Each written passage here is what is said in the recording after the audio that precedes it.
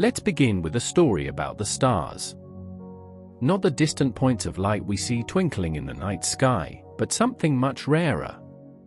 A cosmic alignment that happens only twice in a century, separated by 8 years, then not again for more than 100. The transit of Venus across the face of the Sun. In 1769, the eyes of the scientific world turned toward the Pacific Ocean, toward a newly discovered island called Tahiti, where observers would attempt to witness this celestial event and, in doing so, unlock one of the great mysteries of the universe: just how far away is the Sun? This is the story of that voyage. The story of a ship called Endeavour, a brilliant navigator named James Cook, a wealthy botanist named Joseph Banks, and a Polynesian priest named Tupaia who could navigate by the stars across thousands of miles of open ocean. It's a story that would change the map of the world forever. Picture London in 1768. It's the heart of the Age of Enlightenment, when reason and science are reshaping how humanity understands the world. The Royal Society, Britain's premier scientific institution, has been gathering in its rooms on Crane Court for decades, discussing everything from electricity to astronomy, from botany to mathematics. These men believe that knowledge can unlock the secrets of nature itself. And in 1768, they're focused on a problem that has vexed astronomers for generations. The question seems simple enough: how far away is the Sun? But answering it has proved remarkably difficult. Without knowing this distance, called the astronomical unit, astronomers cannot accurately map the solar system. They cannot calculate the distances to the planets. They cannot truly understand the cosmos they observe each night. Think about what this means. In 1768, humanity could describe the motions of the planets with mathematical precision. Isaac Newton's laws of universal gravitation, published in 1687, had explained how gravity governed celestial mechanics. Astronomers could predict eclipses years in advance. They could calculate the orbital periods of planets. They knew the relative distances between celestial bodies, the proportions of the solar system. But they didn't know the actual distances. Not in miles or kilometers. It was like having a perfectly accurate scale model of a building but not knowing whether the real building was 10 feet tall or 100 feet tall. The proportions were correct, but the scale was missing. This wasn't merely academic curiosity. Understanding the true scale of the solar system had practical implications for navigation, for understanding Earth's place in the cosmos, and for advancing the entire field of astronomy. It was one of the great unsolved problems of 18th century science. The answer, many believe, lies in a rare astronomical phenomenon: the transit of Venus. When Venus passes directly between Earth and the Sun, it appears as a small black dot moving slowly across the Sun's brilliant face. This transit happens in a predictable pattern. Venus transits occur in pairs, 8 years apart. After the second transit in a pair, there's a gap of over 100 years before the next pair. The pattern repeats every 243 years, a cosmic dance dictated by the orbital mechanics of Earth and Venus. Imagine the geometry. Venus orbits closer to the Sun than Earth does. Normally, when Venus passes between Earth and the Sun, it's above or below the Sun from our perspective. Its orbit is tilted slightly compared to Earth's. But twice every century or so, the alignment is perfect. Venus passes directly across the Sun's face as seen from Earth. The planet appears as a small black circle silhouetted against the solar disk. The transit can last for several hours as Venus slowly crawls across the Sun. The key to measuring the astronomical unit lies in observing these transits from widely separated points on Earth. If observers at different locations carefully time when Venus enters and exits the Sun's disk, the slight differences in their observations can be used to calculate Venus's distance through parallax. And once you know Venus's distance, the rest of the solar system's dimensions fall into place like pieces of a puzzle.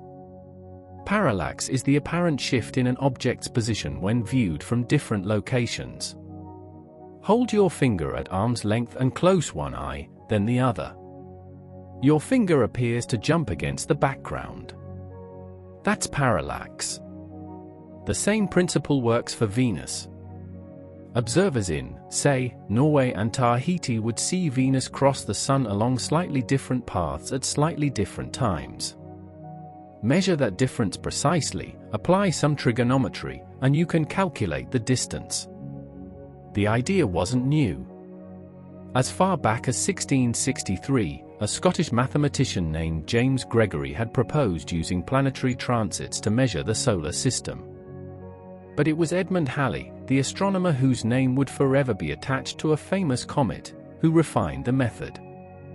In 1716, Halley published a detailed proposal explaining how observations of the 1761 and 1769 transits of Venus could finally answer humanity's burning question.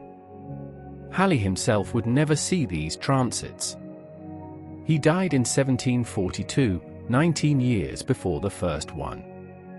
But his vision lived on. In 1761, astronomers from across Europe fanned out across the globe. They traveled to Siberia, to Newfoundland, to Madagascar, to the Cape of Good Hope. 120 observers posted at 62 stations worldwide turned their telescopes toward the Sun on June 6, 1761. Most witnessed at least part of the transit. The observations were promising, but not definitive. Atmospheric conditions, equipment limitations, and a puzzling optical effect called the black drop made precise timing difficult. Consider the dedication required. In 1761, travel to remote locations meant months of dangerous journeying. One French astronomer, Guillaume Le Gentil, sailed to India to observe the transit. His ship was delayed, and he missed the event entirely. Undeterred, he stayed in the region for 8 years waiting for the 1769 transit. When that day came, clouds obscured his view. He saw nothing. His wife, believing him dead after so many years, had remarried. His relatives had settled his estate. He returned to France to find his entire life dismantled by his absence. Such was the price some paid in pursuit of knowledge. Others had better luck, but even successful observations were problematic. The black drop effect puzzled everyone. As Venus moved onto or off the Sun's disk, a dark smudge seemed to connect the planet to the Sun's edge, making it nearly impossible to determine the exact moment of contact. Different observers at the same location recorded different times, sometimes differing by many seconds. The parallax calculations required precision. These discrepancies were troubling. But another chance was coming. On June 3, 1769, Venus would transit the Sun again. This time, the scientific community would be better prepared. They would send expeditions to even more remote locations. They would use improved instruments. They would get their answer. The Royal Society petitioned King George III for funding. The king, himself interested in science and geography, approved. £4,000 were allocated for an expedition to observe the transit from the Pacific Ocean. This was a substantial sum, enough to purchase a ship, outfit it for a long voyage, provision it for 18 months, and pay the crew. But where in the vast Pacific should they observe from? The answer came from a recent discovery. In June 1767, a British naval captain named Samuel Wallis, commanding HMS Dolphin, had stumbled upon an island paradise. The native people called it Tahiti. Wallis and his crew spent 5 weeks there, recovering from the rigors of their Pacific crossing. They found a lush tropical island with friendly inhabitants, fresh water, abundant food, and most importantly for the upcoming transit, a precisely known location and latitude. Wallis had carefully measured Tahiti's position. This geographical certainty made it ideal for astronomical observation. When Wallis returned to England in May 1768, his reports reached the Royal Society just as they were finalizing their transit expedition plans. Tahiti, they decided, was perfect. The island lay in the right part of the Pacific to observe the complete transit. Its coordinates were known. And according to Wallis's account, it offered a safe harbor and a cooperative native population. Now they needed a ship and a commander. The Royal Society initially wanted Alexander Dalrymple, a Scottish geographer and fellow of the Society, to lead the expedition. Dalrymple was an experienced traveler and a passionate advocate for the existence of Terra Australis, the theoretical great southern continent that supposedly balanced the Earth's landmasses. He desperately wanted to search for it. But the Admiralty had other ideas. They would not allow a civilian to command one of His Majesty's ships. It was an absolute rule. If the Royal Society wanted Royal Navy support, they would have to accept a Royal Navy commander. The Admiralty had someone in mind. A 40-year-old master's mate who had recently completed an impressive survey of the Newfoundland coast. A man whose charts were so accurate that they would be used by mariners for decades. A man who had taught himself mathematics and astronomy, who understood navigation better than almost anyone in the service, and who had even successfully observed a solar eclipse in Newfoundland in 1766. His name was James Cook. James Cook was not born into privilege. He entered the world on October 27, 1728, in the small Yorkshire village of Marton-in-Cleveland, the second of 8 children. His father was a farm labourer, a Scottish immigrant who had worked his way up to farm manager. Young James grew up in modest circumstances, learning to work hard from an early age. The England of Cook's youth was a society where birth largely determined destiny. Aristocrats governed, inherited wealth, and commanded armies. Below them came the gentry, the prosperous merchants, the professional men. Further down were the farmers, the tradesmen, the skilled craftsmen. At the bottom were the laborious, the servants, people who worked with their hands and rarely rose above their station. The Cook family occupied that lowest rung. James Cook Sr. had migrated south from Scotland, probably seeking better opportunities. He found work on farms around the village of Great Ayton, where young James spent most of his boyhood. The family lived in a small stone cottage, cold in winter, perpetually damp in the Yorkshire climate. Life was simple, often hard, but not desperate. They had food, shelter, work. Education was limited for children of Cook's class, but he attended the local school when farm work permitted. He learned to read, write, and do basic arithmetic. These fundamental skills would prove more valuable than anyone could have imagined. Many farm labourers' sons never learned their letters. That Cook could read and calculate placed him above many of his peers. As a boy, he would have worked alongside his father when not at school, learning the rhythms of agricultural life. Planting and harvest. Caring for livestock. Mending fences. The endless cycle of farm work that had sustained rural England for centuries. It was hard physical labor that built strength and endurance but offered little prospect of advancement. At 17, Cook left farm life behind. He moved to the coastal village of Staithes and found work at a grocer and haberdasher's shop owned by William Sanderson. For 18 months, he served behind the counter, measuring out dry goods and learning the ways of commerce. It was a step up from farm labor, learning a trade. Perhaps he might have become a shopkeeper himself eventually. But the sea called to him. Staithes sat right on the North Sea coast, and Cook could watch the collier ships coming and going, carrying coal from Newcastle to London. These weren't graceful merchant ships or impressive naval vessels. They were working boats, sturdy and practical, designed to haul cargo through dangerous coastal waters. But they represented something Cook couldn't find in Staithes: adventure, skill, the possibility of advancement based on merit rather than birth. Those sturdy, practical vessels fascinated him. In 1746, at age 18, Cook's employer introduced him to a Quaker shipowner named John Walker in the nearby port town of Whitby.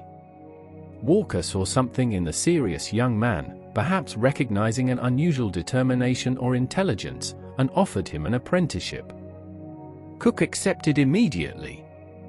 He would spend the next 9 years learning the demanding trade of merchant seamanship aboard Walker's colliers, those sturdy coal-carrying ships that plied the dangerous North Sea routes.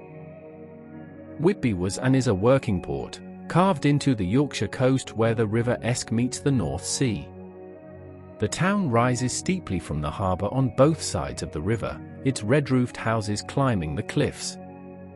Above the town, the ruins of Whitby Abbey look out over the sea, a reminder of medieval times when monks had first made this coast important. In Cook's day, Whitby's primary business was shipbuilding and the coal trade. Local yards built hundreds of colliers from Yorkshire oak. These vessels were so well regarded that they'd later form the backbone of Britain's merchant marine. Cook moved into lodgings in Grape Lane, close to Walker's house and the harbour. He began his apprenticeship aboard the collier Free Love, a typical example of Whitby shipbuilding, 91 feet long, 300 tons burthen, built to carry coal from Newcastle to London. Her master was John Jefferson, who would teach Cook the fundamentals of seamanship and coastal navigation. The work was hard and sometimes dangerous. Colliers were broad-beamed, flat-bottomed vessels designed to carry maximum cargo in shallow waters. They weren't glamorous, but they were practical and seaworthy. The North Sea in winter is one of the world's most challenging bodies of water, cold, rough, prone to sudden storms, dotted with shoals and sandbanks that could ground a ship in minutes. The English East Coast had claimed countless vessels and lives. Cook learned to navigate these waters, to read the weather, to handle a ship in conditions that would daunt lesser sailors. The coal route ran from Newcastle down to London, a voyage that typically took a week or more depending on weather and winds. The ships would load coal at Newcastle's Tyne Quays, sail south through treacherous coastal waters, dodge the Goodwin Sands, navigate the Thames estuary, and unload in London. Then back north to do it again. Monotonous, physically exhausting, unforgiving of mistakes. But Cook thrived. He learned every aspect of sailing these vessels: navigation, seamanship, how to handle a ship in foul weather, how to navigate treacherous coastal waters. In the forecastle at night, while other apprentices slept or gambled or drank, Cook studied. He taught himself mathematics and navigation, working through textbooks by candlelight, mastering the complex calculations that turned astronomical observations into precise positions at sea. John Walker noticed. This young man wasn't typical apprentice material. He was driven, intelligent, utterly committed to mastering his craft. Walker took a personal interest in Cook's education, lending him books, discussing navigation and astronomy, encouraging his studies. It was an important relationship, almost a second father to Cook. Walker's support and recognition mattered to the young man from the farm labour's family. Cook served on several of Walker's ships during his apprenticeship: Free Love, Three Brothers, and later as mate aboard Friendship. With each voyage, his skills improved. He learned not just how to sail but how to think like a navigator, how to solve the problems that arose constantly at sea. Where were they? What course should they steer? What was the tide doing? Where were the safe anchorages? How could they avoid the sandbanks? By 1752, Cook had been offered command of one of Walker's ships, Friendship. At 24, this was a significant achievement for someone of his background. Command meant responsibility, decent pay, social standing. Most men in Cook's position would have leaped at the opportunity. A Yorkshire farm labourer's son becoming a ship's master was an impressive rise. But Cook surprised everyone. Just as he was about to take command, he made a different choice. In June 1755, with Britain on the brink of war with France, Cook walked into a Royal Navy recruiting office in Wapping, London, and volunteered as an able seaman. He was walking away from a merchant command to start at the bottom of the naval hierarchy. Friends thought he was mad. John Walker was reportedly disappointed but understanding. But Cook saw something they didn't: opportunity. The Royal Navy offered the chance to see the world, to perfect his navigational skills, and to rise based on merit rather than social connections. In the Navy, during wartime especially, a man of talent could go far. The merchant service had a ceiling. The Navy, potentially, did not. Cook's instinct proved correct. His obvious skill and knowledge caught the attention of his superiors almost immediately. Within a month of joining, he'd been promoted to master's mate. By 1757, he'd passed his master's examination, qualifying him to navigate any of His Majesty's ships. Shortly after, he was appointed master of HMS Pembroke, a 64-gun ship of the line. This was already remarkable progress for someone who'd entered the Navy as a common seaman just 2 years earlier. The position of master was senior and respected. The master was responsible for navigation, for the ship's course and position, for piloting in difficult waters. On a warship, while the captain commanded and the lieutenants directed the fighting, the master kept the ship safe and on course. It required deep knowledge, mathematical skill, and the trust of the captain and crew. As master of HMS Pembroke, Cook participated in the Siege of Quebec in 1759, a pivotal battle in the 7 Years' War. The French controlled Quebec, the key to New France, the vast territory stretching across Canada. The British wanted it. But reaching Quebec meant navigating the St. Lawrence River, a waterway the French considered impassable to a hostile fleet. The river was treacherous, full of shifting shoals, hidden rocks, and dangerous currents. The French had removed all the navigation markers. They felt confident that any British fleet attempting to sail upriver would run aground and be destroyed. But they hadn't counted on James Cook and the other masters of the British fleet. Cook was assigned the dangerous task of surveying and charting the St. Lawrence River under fire from French positions. He and his survey crews would work at night, taking soundings, noting hazards, mapping channels. It was nerve-wracking work. At any moment, French batteries might open fire. One miscalculation could ground the survey boat on a sandbank. One wrong sounding could send a ship of the line onto the rocks. But Cook's charts were accurate. Using them, Admiral Charles Saunders successfully navigated his fleet upriver to Quebec. On the night of September 12, 1759, General James Wolfe led his army up a steep path to the Plains of Abraham above the city. The next day, in a battle that lasted less than an hour, British forces defeated the French, though both Wolfe and the French commander, the Marquis de Montcalm, were mortally wounded. Quebec fell. New France would soon become British Canada. The balance of power in North America had shifted forever. Cook's contribution was recognized. His surveying had made the victory possible. And his skill was now on record with the Admiralty.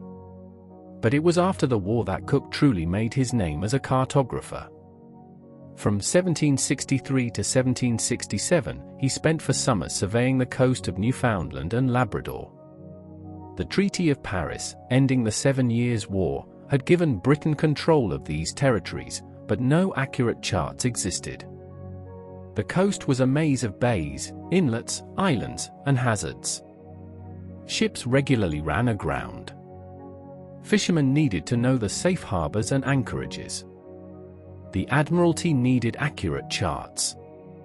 Cook was assigned the task, given a small schooner called Grenville, and sent to spend each summer mapping Newfoundland's rugged coastline.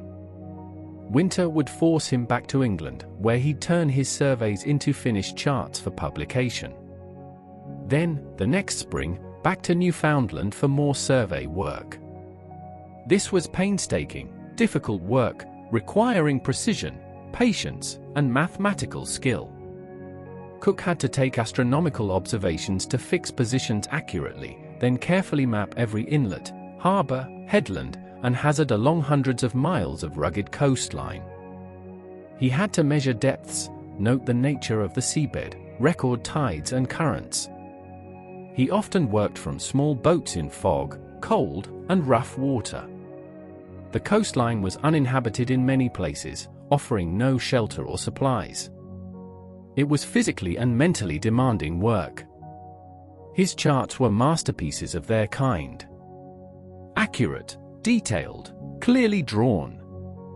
They showed depths, anchorages, hazards, landmarks. They were beautiful as well as functional, with carefully rendered coastal profiles showing how the land appeared from seaward. So good that they would still be in use more than a century later, still guiding mariners through Newfoundland waters when Victoria was queen. Some weren't replaced until the 20th century, a testament to Cook's skill and thoroughness. In 1766, while surveying in Newfoundland, Cook observed and recorded a solar eclipse. He sent his observations to the Royal Society, which published them in its Philosophical Transactions. This brought Cook to the attention of scientific circles. Here was a naval officer who could not only navigate but who could make precise astronomical observations and write them up in proper scientific style. The Royal Society took note. His name went into their collective memory. The Admiralty took notice too. Cook's charts, his navigational expertise, his demonstrated ability to work in remote and challenging conditions, his experience commanding men, his skill at astronomical observation, all marked him as exceptional. When the Venus Transit expedition needed a commander, Cook's name came up. Some at the Admiralty must have immediately recognized that he was perfect for the task. He had every qualification needed. There was just one problem: Cook's rank. As a master, he couldn't command an expedition. Masters were warrant officers, not commissioned officers. They couldn't give orders to lieutenants. For Cook to command, he needed to be promoted. In May 1768, the Admiralty promoted James Cook to lieutenant. It was an unusual promotion. Officers usually became lieutenants after years of service as midshipmen, passing examinations, having the right social connections. Cook had none of that. He'd come up through the warrant officer route. He was the son of a farm labourer. His accent was Yorkshire, not upper class. But his competence was undeniable. On May 25, 1768, Cook received his orders. He was to take command of a vessel being purchased and fitted out for a scientific expedition to observe the transit of Venus from Tahiti. He would carry observers from the Royal Society. He would have secret additional instructions to be opened after the transit observation was complete. At 40 years old, having risen from farm boy to lieutenant in His Majesty's Navy through sheer merit and determination, James Cook was about to embark on a voyage that would make him one of the greatest navigators in history. But first, he needed a ship.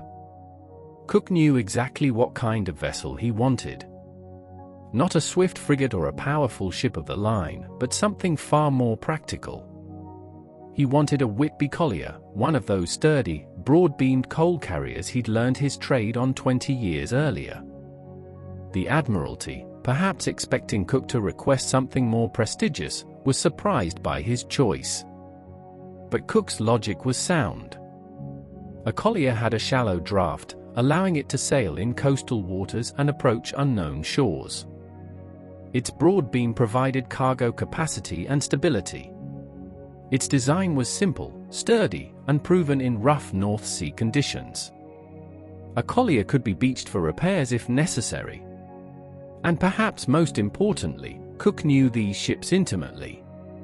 He understood their handling characteristics, their strengths, and their limitations. The Navy purchased a ship called Earl of Pembroke. She'd been built at Thomas Fishburne's yard in Whitby and launched in June 1764. She was 368 tons burthen, about 106 feet long, with a beam of nearly 30 feet.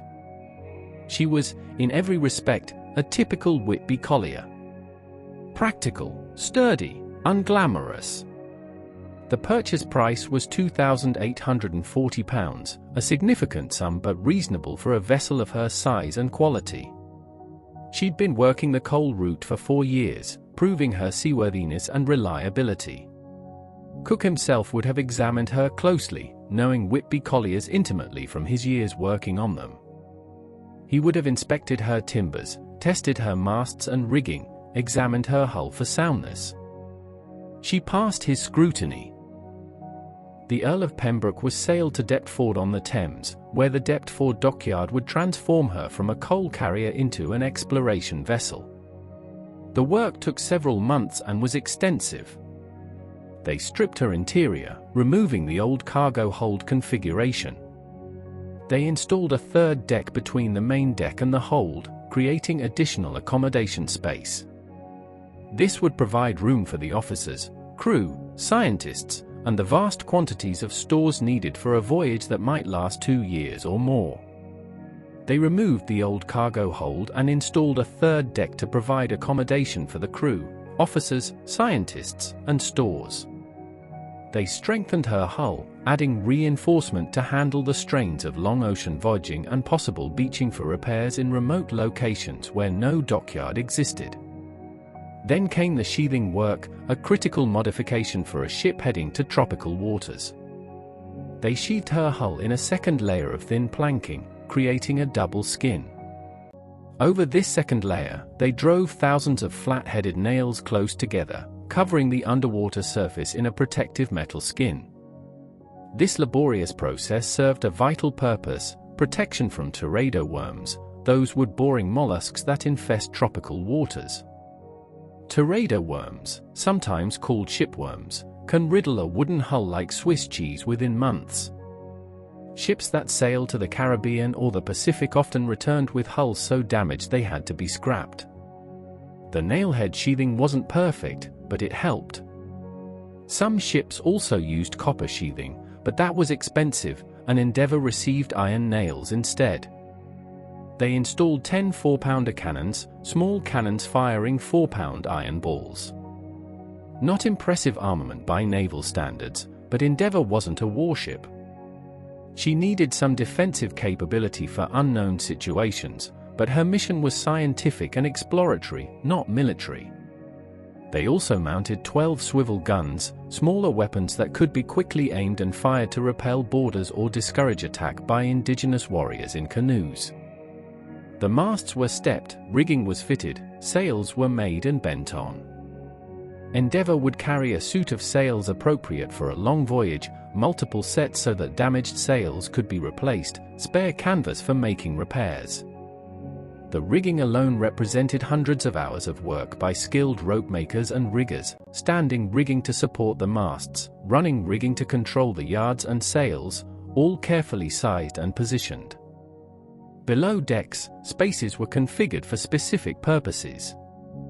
The great cabin at the stern would be Cook's, his private space for working on charts, maintaining his journal, making calculations. Forward of that, the gunroom where the lieutenants and other warrant officers would mess. The midshipmen's berth. Space for Banks and his party, which required significant room for 8 additional people plus storage for scientific equipment and specimens. The crew would sleep in hammocks slung in the forecastle and the between-deck space, each man allotted 14 inches of width for his hammock. It was cramped, but typical for naval vessels of the period. They built a galley with a cast iron stove for cooking. They installed pumps for removing bilge water. They fitted out a carpenter's workshop, a sailmaker's space, storage for the ship's boats. Every available cubic foot had to be efficiently used. On May 26, 1768, the former collier Earl of Pembroke was commissioned into the Royal Navy as His Majesty's bark Endeavour. The term bark referred to her rig, 3-masted, with square sails on the fore and main masts and fore and aft sails on the mizzen. She was ready for her extraordinary voyage. Now they needed to provision her. The list of stores loaded aboard Endeavour was staggering. 6,000 pieces of salt pork. 4,000 pieces of salt beef. 9 tons of bread, the hardtack biscuits that were a staple of naval diet. 5 tons of flour. 3 tons of sauerkraut. A ton of raisins. Cheese, oatmeal, salt, peas, oil, and sugar in vast quantities. 250 barrels of beer. 44 barrels of brandy. 17 barrels of rum. These quantities represented careful calculation. Cook had to estimate how many men he'd be feeding and for how long. The voyage to Tahiti would take at least 7 or 8 months. They'd stay at Tahiti for several months. Then the return voyage, possibly via unknown routes. 2 years was a reasonable estimate, though it might be longer. And since they'd be sailing to largely unknown regions, opportunities for resupply would be uncertain. Better to carry too much than risk starvation. The salt pork and beef were packed in barrels with brine. Not appetizing after months at sea, but it kept reasonably well and provided protein. The hardtack bread was baked without salt so it would last longer, though it often became infested with weevils. Sailors learned to tap their biscuits on the table before eating, knocking out the weevils. The beer would be consumed first, as it didn't keep well. After that, the crew would drink water, stored in wooden casks that often became foul-tasting and contaminated with algae after months at sea. The rum and brandy were carefully rationed, mixed with water to make grog, the traditional naval drink that helped make the monotonous diet more bearable. But Cook was more concerned with diet than most captains. Long voyages were notorious for killing men through scurvy, that terrible disease that nobody yet understood. Scurvy started with fatigue and weakness. Then the gums would swell and bleed. Teeth would loosen and fall out. Old wounds would reopen. Skin would bruise easily. Eventually, untreated, it would kill. On some voyages, half the crew or more died from scurvy. The disease was the greatest killer in long-distance sailing, worse than storms, worse than enemy action. Nobody in 1768 knew that scurvy was caused by vitamin C deficiency. That discovery lay decades in the future. But many suspected it had something to do with diet. Fresh fruits and vegetables seemed to prevent it. So did certain other foods. Cook took the problem seriously. He'd read everything available on the subject. He'd consulted with physicians. He'd formed his own theories. He insisted on cleanliness, good ventilation, and a varied diet that included as many fresh fruits and vegetables as possible when they could be obtained. When fresh food wasn't available, he relied on what he believed were antiscorbutics, foods that fought scurvy. The 3 tons of sauerkraut were key to his plan. Sauerkraut, fermented cabbage, seemed to prevent scurvy. Why, nobody knew. But German sailors consumed it regularly and seemed healthier. Cook ordered vast quantities. He also packed portable soup, a concentrated broth that could be reconstituted with water. Wort of malt, another substance believed to have antiscorbutic properties. Lemon and orange juice when he could get it. Getting the sailors to actually eat these items would require some cleverness. British sailors in 1768 were conservative about food. They wanted their salt pork, their hardtack, their grog. Strange foreign items like sauerkraut were viewed with suspicion. Cook couldn't simply order his men to eat it. That would create resentment and possibly refusal. So he used psychology. He made sauerkraut available first only to the officers' table. The crew, seeing their superiors eating it, naturally assumed it must be something desirable. The officers getting something the common sailors weren't was normal in the rigid hierarchy of Georgian society. If the gentleman wanted it, it must be good. Soon the crew were asking for their own rations of sauerkraut. Cook graciously agreed, as if granting a favor. His cleverness would help keep his crew healthy. They also loaded scientific instruments. 2 reflecting telescopes with 60-centimeter focal lengths for observing the transit. These were precision instruments, their mirrors carefully ground and polished, housed in wooden tubes, mounted on sturdy tripods. Any damage to the mirrors could ruin the observations they'd traveled halfway around the world to make. 2 wooden tripods with equatorial polar axes, allowing the telescopes to track the sun's apparent motion across the sky. A 30-centimeter astronomical quadrant for measuring angles. An astronomical clock, a precise timepiece that would be critical for determining longitude. A brass sextant. Barometers, thermometers, a dipping needle for measuring magnetic variation, an azimuth compass for determining true directions. A portable observatory that could be set up on shore, essentially a tent fitted with equipment for making astronomical observations. Everything needed to make precise measurements from the other side of the world, packed carefully to survive months of ocean travel. The stores went aboard week by week. Barrels of provisions. Coils of rope. Spare sails and canvas. Tar and pitch for waterproofing. Timber for repairs. Iron fittings. Navigational charts, though these would be limited for the Pacific regions they'd explore. Firearms and ammunition. Medical supplies, though 18th-century medicine had little to offer beyond amputation for serious injuries and basic treatments for common ailments. Writing supplies for maintaining the ship's logs and journals. Trading goods for indigenous peoples, iron tools, cloth, beads, mirrors, all the items that might be valued by people who'd never seen Europeans before. By late August, Endeavour was fully provisioned for 18 months, though as it turned out, the voyage would last considerably longer. The Admiralty authorized a ship's company of 85 men, 73 sailors and 12 Royal Marines. Cook would command, with Zachary Hicks as second lieutenant and John Gore as third lieutenant.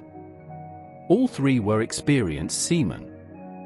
Gore had already sailed around the world on HMS Dolphin with Samuel Wallis. But Endeavour would carry far more than 85 men. The Royal Society had appointed Charles Green, assistant to the Astronomer Royal, as the expedition's official astronomer. Green would work with Cook to observe the transit. He was experienced, methodical, and knew his instruments. Then there was Joseph Banks.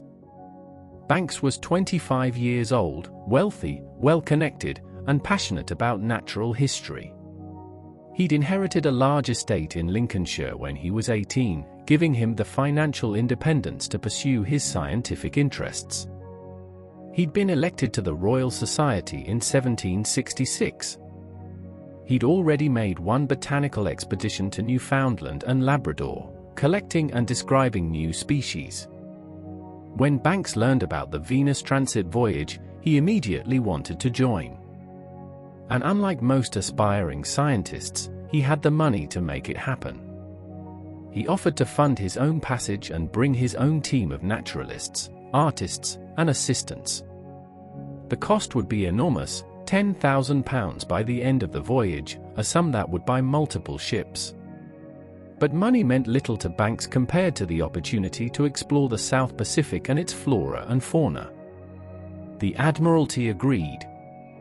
Banks could come, and he could bring his people. Banks assembled quite a retinue. Daniel Solander, a Swedish naturalist who'd studied under the great Carl Linnaeus himself. Herman Sporing, a Finnish naturalist who would serve as Banks's secretary and assistant. Sidney Parkinson, a talented artist who would draw the specimens they collected. Alexander Buchan, a landscape artist. And 4 servants from Banks's estate, James Roberts, Peter Briscoe, Thomas Richmond, and George Dalton. Banks also brought 2 greyhounds, though what he expected to hunt in the Pacific is anyone's guess. With Banks's party, the ship's company, and the scientific observers, Endeavour would depart with 94 people aboard. Far more than originally planned. Some worried the ship would be dangerously overcrowded. But Cook felt confident in his old collier's capacity. One more item went aboard that seems charmingly trivial in hindsight. A goat. Not just any goat, but a goat that had already sailed around the world on HMS Dolphin with Samuel Wallace. This well-traveled animal would provide fresh milk on the voyage, and would become something of a celebrity in her own right, eventually being commemorated in verse by Samuel Johnson after completing a second circumnavigation. By late August 1768, everything was ready. Endeavour was provisioned for 18 months. Her scientific instruments were secured.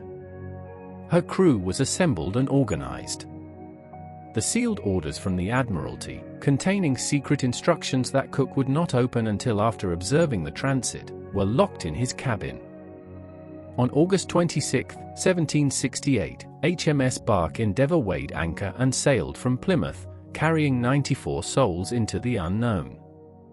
Their destination, a tropical island called Tahiti, halfway around the world. Their mission, to observe an astronomical event that happened twice in a century. Their future, encounters with peoples, lands, and discoveries that would reshape European understanding of the Pacific forever. The voyage had begun.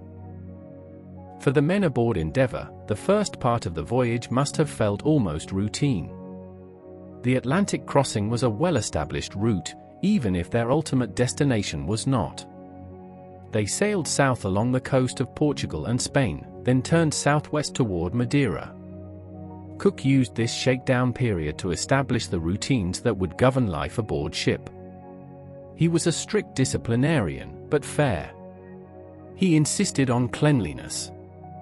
Every day, weather permitting, the crew scrubbed the decks and aired the ship. Every 2 weeks, they cleaned below decks with vinegar and smoke from burning gunpowder, methods Cook believed would prevent disease. He was meticulous about ventilation, insisting that fresh air be circulated through the ship. He was also clever about diet. Getting sailors to eat sauerkraut, which many considered foreign and suspicious, required psychology rather than orders. Cook first made it available only to the officers' table. Seeing their superiors eating it, the crew naturally assumed it must be something desirable. Soon they were asking for their own rations. Cook's approach worked. The sauerkraut, along with portable soup, and his insistence on acquiring fresh fruits and vegetables whenever possible, would help keep his crew healthier than on most long voyages. Endeavour reached Madeira on September 13 and stayed 3 days, taking on wine, beef, onions, and fresh water. Then south to the Cape Verde Islands, where they watered again and purchased quantities of fresh oranges. Banks and Solander went ashore at each stop, collecting plant specimens and observing the local fauna. By mid-October, they were crossing the equator. Neptune's traditional ceremony was performed, dunking those who'd never crossed the line before in seawater. The mood aboard was good. The weather had been kind. No one was seriously ill. On November 8, they sighted the coast of Brazil. 8 days later, Endeavour entered the magnificent harbor of Rio de Janeiro, capital of Portuguese Brazil. They would stay nearly a month, reprovisioning and making repairs. But their reception was not entirely friendly. The Portuguese viceroy was suspicious of this British ship arriving with its collection of scientists and artists. Despite Britain and Portugal being allies, the viceroy worried these visitors might be spies, mapping the region for future British territorial ambitions. He was particularly skeptical of their stated mission. Observing the transit of Venus? From Tahiti? The viceroy had never heard of Tahiti. He found the whole story implausible. He placed restrictions on the crew. They could come ashore only under guard.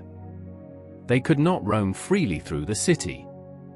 Banks, frustrated at these limitations on his botanical collecting, complained bitterly in his journal. But Cook, ever practical, focused on getting what they needed: fresh food, water, repairs, and rest for his crew. By December 2nd, they were ready to sail. Now came the testing part of the journey, rounding Cape Horn. The southern tip of South America, where the Atlantic meets the Pacific, is one of the most dangerous passages in the world. The Drake Passage between Cape Horn and Antarctica funnels the entire Southern Ocean current through a relatively narrow gap. Winds of fearsome strength howl through almost constantly. Waves can reach monstrous heights. Temperatures plummet. Ice becomes a hazard. Many ships had been lost attempting the passage. Endeavour entered these waters in mid-December, the southern hemisphere's summer, which at least spared them the worst of the ice. Even so, the passage tested the ship and crew. Gales battered them. Seas broke over the deck. Everything below decks became damp and cold. The crew worked in continuous rotation, managing sails, pumping water, making repairs. Banks's greyhounds, kept in his cabin, were constantly seasick. Banks himself noted wryly that he now understood why sailors were paid extra for Cape Horn passages. But Cook's study old Whitby collier proved her worth. Her broad beam and shallow draft made her stable in rough seas. Her stout construction held against the pounding waves. On January 11, 1769, Endeavour finally cleared Cape Horn and entered the Pacific Ocean. They'd lost no one. The ship was sound. They'd made it through. Now came something different: the vast emptiness of the Pacific. For week after week, they sailed northwest, seeing nothing but ocean. The monotony was broken only by the daily routine of shipboard life and Banks's continued scientific observations. Parkinson drew specimens. Solander catalogued them. Banks recorded everything in his journal. On March 11th, they made their first Pacific landfall at an island group Europeans called the Tuamotu Archipelago. Cook named one of them Lagoon Island because of its distinctive shape. They didn't land, but the sight of palm trees and tropical abundance raised spirits. They were getting close to Tahiti. They sailed on through the scattered islands of eastern Polynesia, seeing evidence of human habitation but not stopping. Cook was mindful of his schedule. The transit would occur on June 3rd. They needed to reach Tahiti with enough time to set up their observatory and instruments, to establish friendly relations with the local people, and to build whatever shelter they would need for their equipment. On April 13, 1769, nearly 8 months after departing Plymouth, the lookout called down the words everyone had been waiting to hear: "A land ho!" There, rising green and mountainous from the impossibly blue Pacific, was Tahiti. The first sight of Tahiti must have been overwhelming.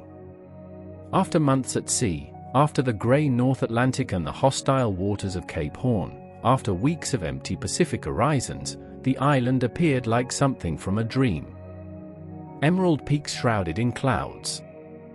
Lush valleys descending to white sand beaches.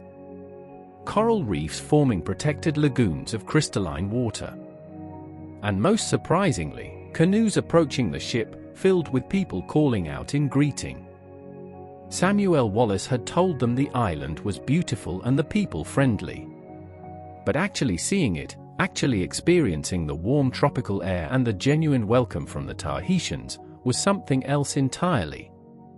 Endeavour sailed along the coast looking for a suitable anchorage.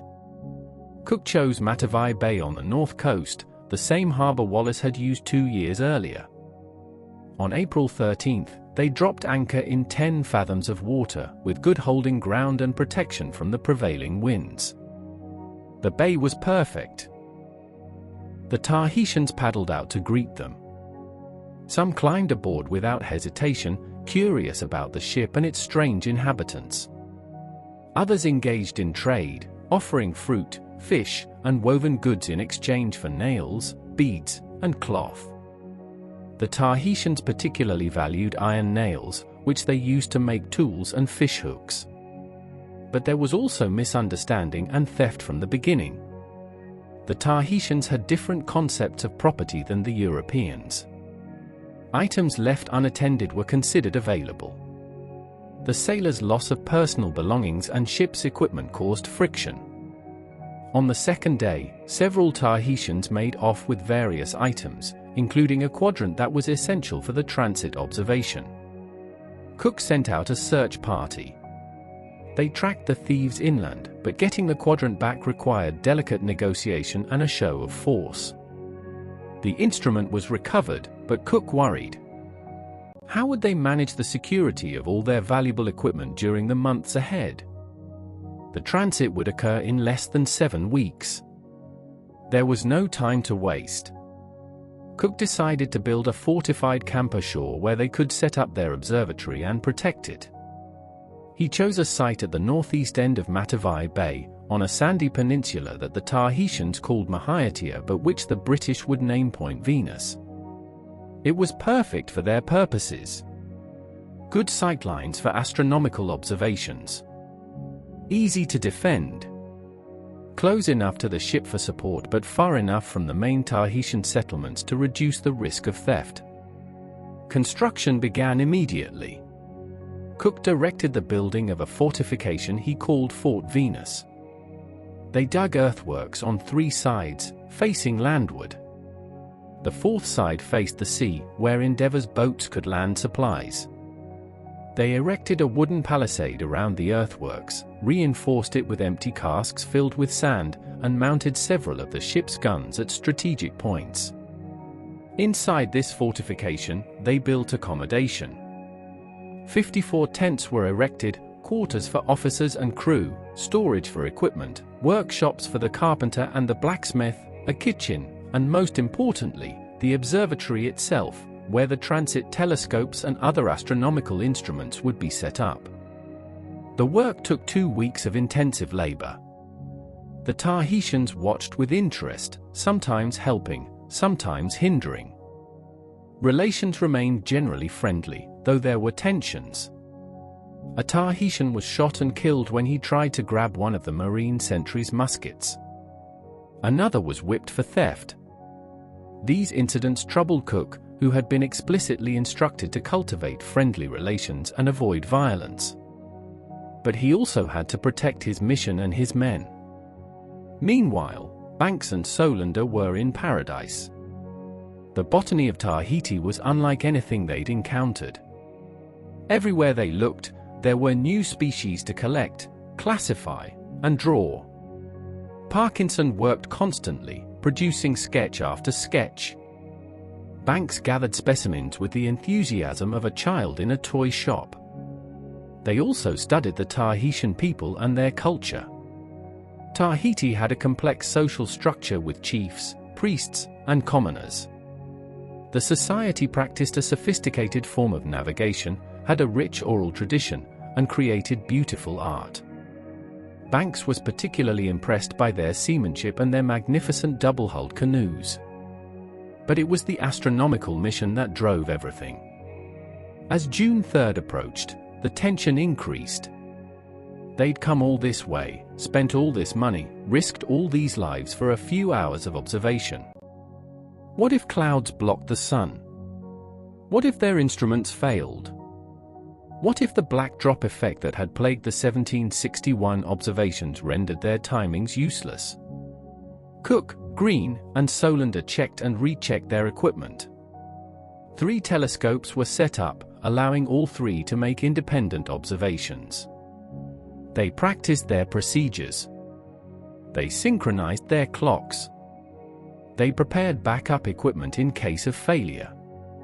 The local Tahitian chief, a man named Tu who befriended Banks and Cook, promised that his people would not interfere with the observation. The word went out, on the day of the transit, the foreigners at Point Venus must not be disturbed. June 2nd arrived. Cook wrote in his journal that the weather was looking favorable. The preparations were complete. Everything was ready. June 3rd, 1769, dawned clear and beautiful.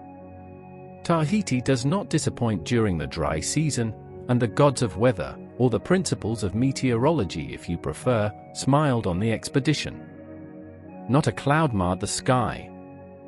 The sun rose brilliant and golden over the Pacific. At the appointed time, Cook, Green, and Solander took their positions at their respective telescopes.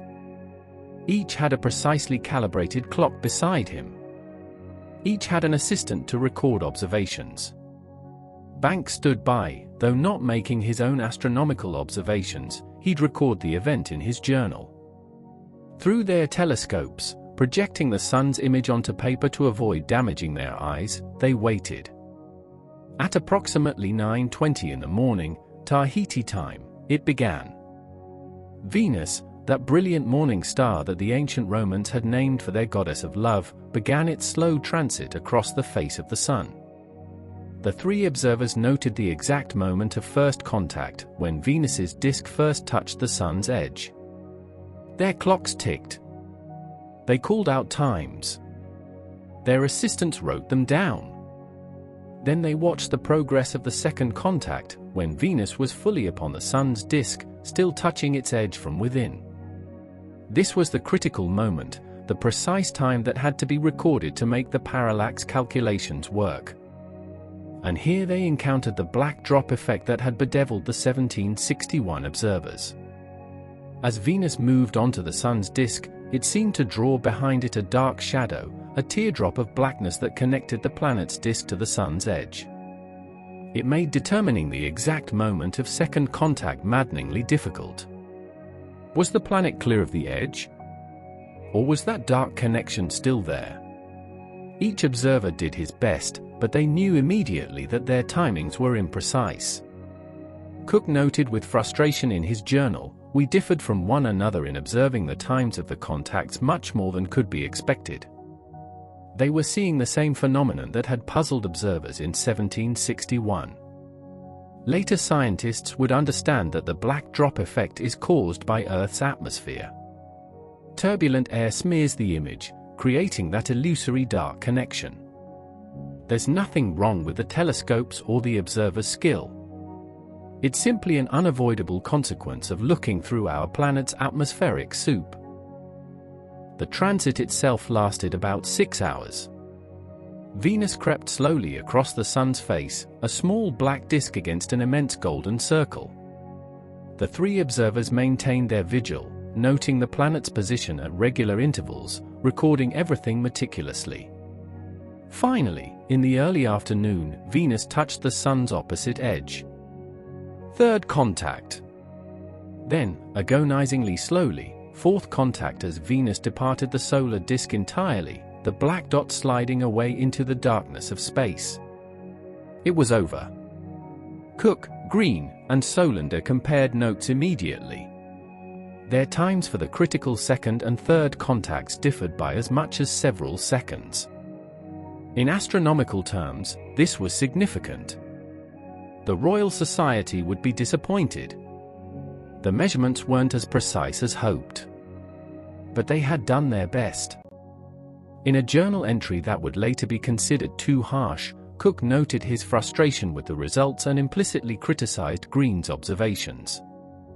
The comment was later struck from the official proceedings of the Royal Society, but it reflected Cook's perfectionism and his acute awareness of how much was riding on these observations.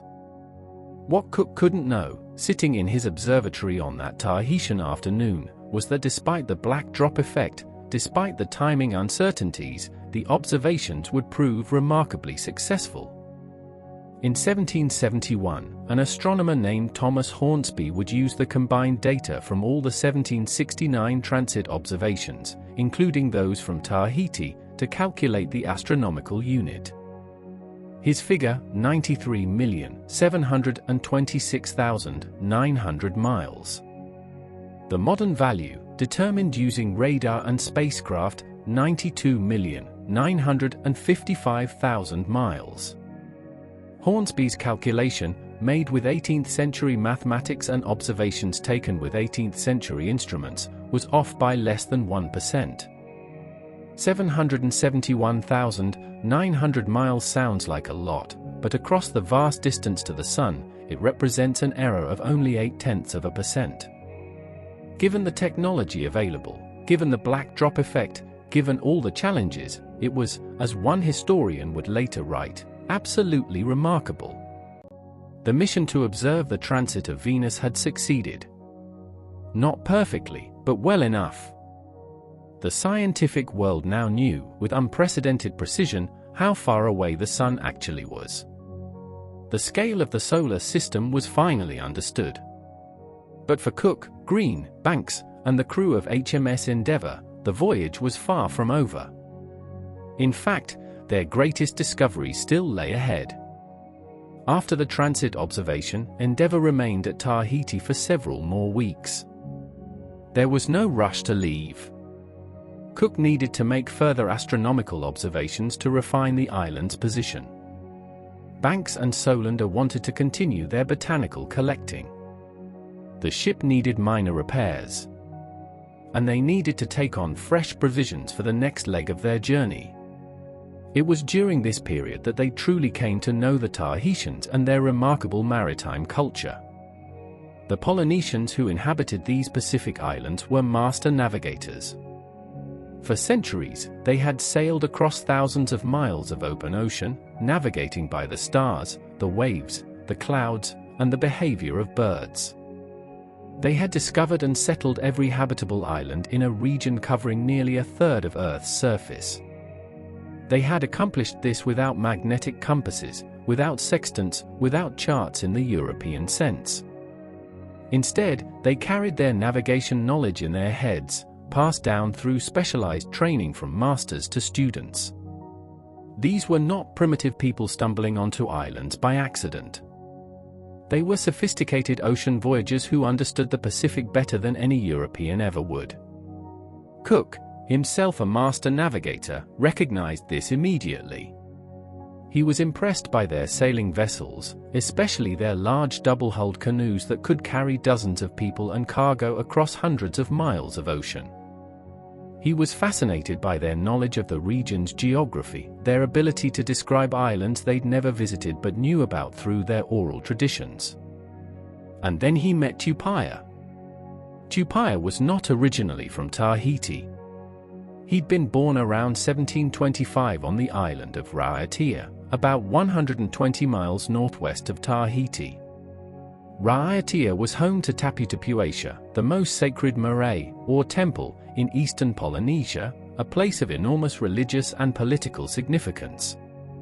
Tupaia had been trained as a high priest and an expert navigator. In the Whareaupu, the schools of learning, he had mastered a vast body of knowledge. He knew the stories of how the cosmos began. He knew the genealogies of the great families, going back generations. He knew the calendar and could predict the seasons. He knew how to navigate by the stars. Most impressively, he knew the location of at least 130 islands within a 2,000-mile radius of Tahiti. He could name 74 of them. He knew their size, whether they had harbors and reefs, whether they were inhabited, and if so, who ruled them. He knew the bearing to sail to reach each island, how long it would take, and which stars to follow. This wasn't theoretical knowledge. More recent research suggests Tupaia had likely sailed to most of these islands himself or had received detailed information from navigators who had.